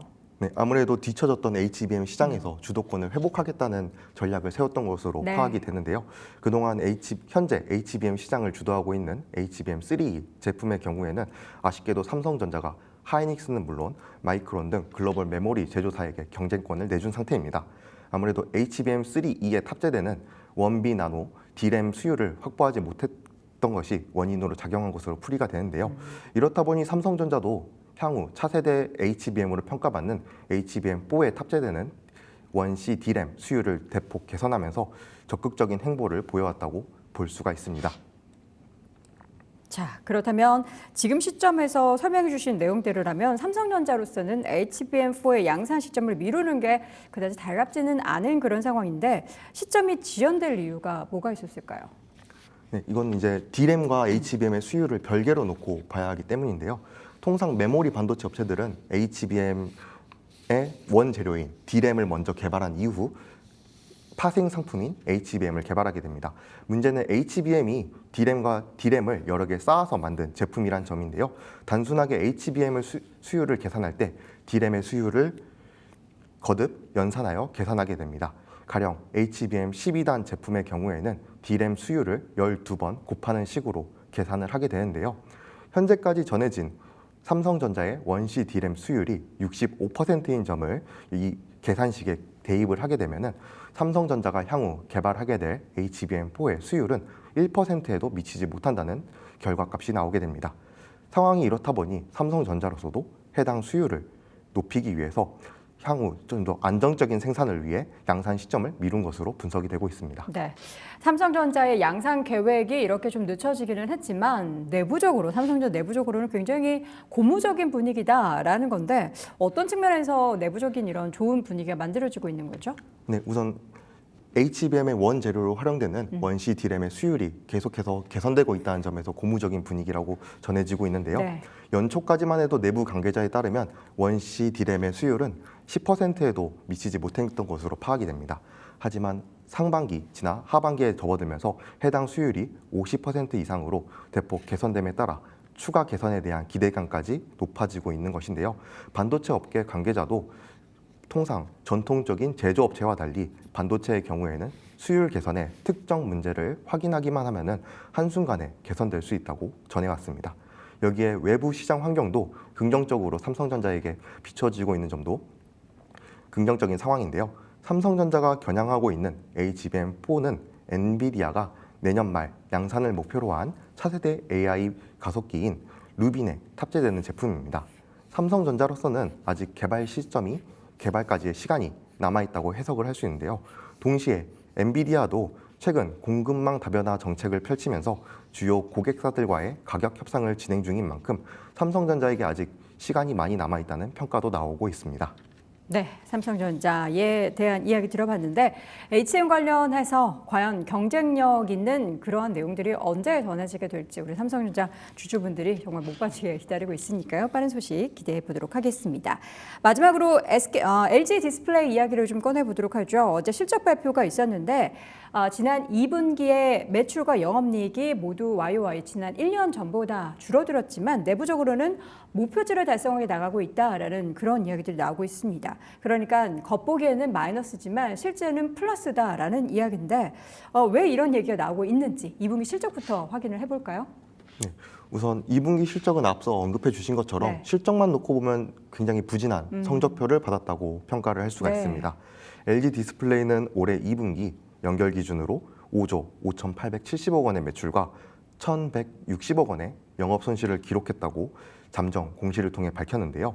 이는 매출의 경우에는 전년 동기와 비교하면은 16.7% 감소한 수준이고 영업 적자 폭은 23.9% 확대된 수준입니다. 실제 이번 실적은 시장 컨센서스에도 미치지 못하는 수준인데요. 당초 증권가에서는 LG 디스플레이가 올해 2분기 5조 6천억 원대의 매출과 1,000억 원대의 영업 손실을 기록할 것으로 전망했습니다.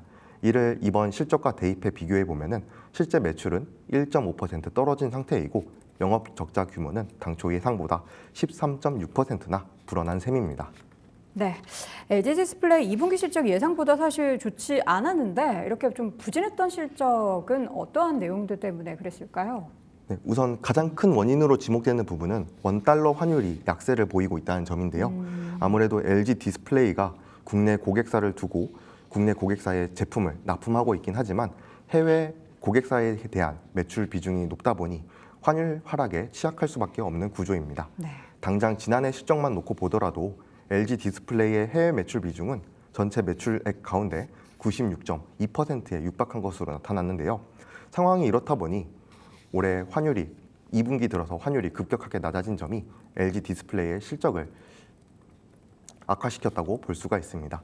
실제 올해 2분기 말 매매 기준가 기준으로 원달러 환율은 1,354원으로 확인이 되는데요. 이는 1년 전 전년 동기 대비와 비교하면 2% 감소한 수준이고 직전 분기 3월 말과 비교하면 8.1% 떨어진 수치입니다. 제품 거래가 달러 중심으로 이루어지는 LG 디스플레이 입장에서는 이런 환율 약세가 치명적일 수밖에 없다는 평가가 나오고 있습니다. 네. 동시에 2분기, 작년 2분기에는 이제 애플의 아이패드용 IT 올레드 신제품도 출시됐던 점도 기저효과로 영향을 미쳤다는 분석이 나오고 있습니다. 자, 확실히 수치상으로는 좋지 않은 걸 여러분들도 느끼실 수 있을 텐데 LG 디스플레이가 실적에 관련해서 개선 흐름을 좀 자신하고 있는 배경이 있을까요? 네, 아무래도 이거는 기준 시점을 어떻게 바라보냐에 따라서 달라진다고 이야기를 기준 시점. 네, 기준 시점에 따라서 다르다고 볼 수가 있을 텐데요. 시장에서는 이제 4월부터 6월까지 즉 2분기 실적만 놓고 부정적인 상황이다라고 평가를 하고 있지만 LG 디스플레이 입장에서는 사업 계획을 연간 기준으로 수립을 하고 있기 때문에 1월부터 6월까지 즉 상반기 전체 기준 시점 상반기 전체 실적을 비교해야 된다고 설명을 하고 있는데요. 실제 LG 디스플레이의 설명대로 올해 상반기 실적을 살펴보면은 매출은 11조 6,523억 원으로 전년 동기 대비 2.6% 감소한 상황입니다.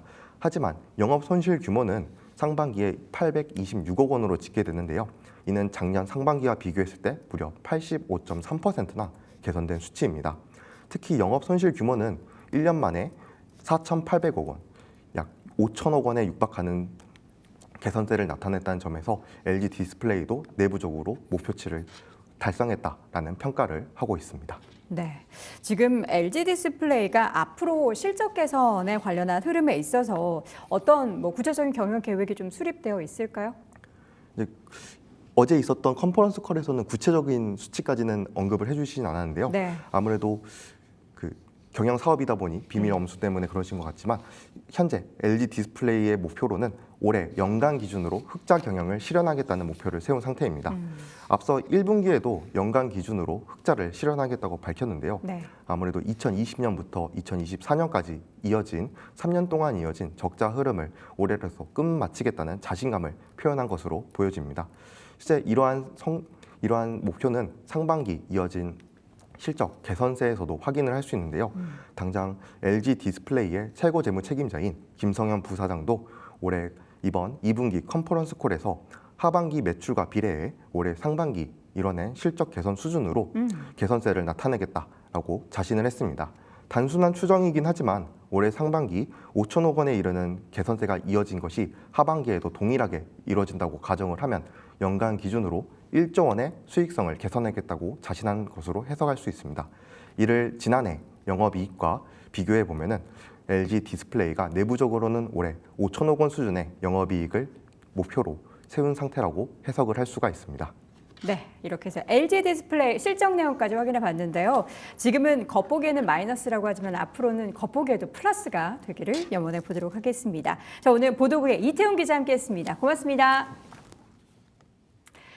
자, 오늘도 시장 상황은 계속해서 부진할 줄 알았는데 저희가 이야기 나누고 있는 사이에 그나마 반도체주가 빨간불이 들어오자 지수도 0.3%까지 오름세를 보입니다. 지금 딱 3,200선의 흐름이 나타나고 있는 상황이고요. 코스닥 지수는 0.15% 소폭 하락하면서 알테오자연 등의 바이오주가 또 시총 상위 중에서 주춤하다 보니까 지수 자체는 조금 빠져 있는데 그래도 일부 종목 특히나 에코프로 그룹주가 여전히 강한 흐름을 나타내고 있는 것을 확인해 볼 수가 있습니다. 자, 오늘도 마감까지 계속해서 디사이드 경제TV와 함께 시장 내용 체크해 보시고요. 저희는 다음 주 월요일 오전 10시에 다시 돌아오겠습니다. 시청해 주신 여러분 고맙습니다.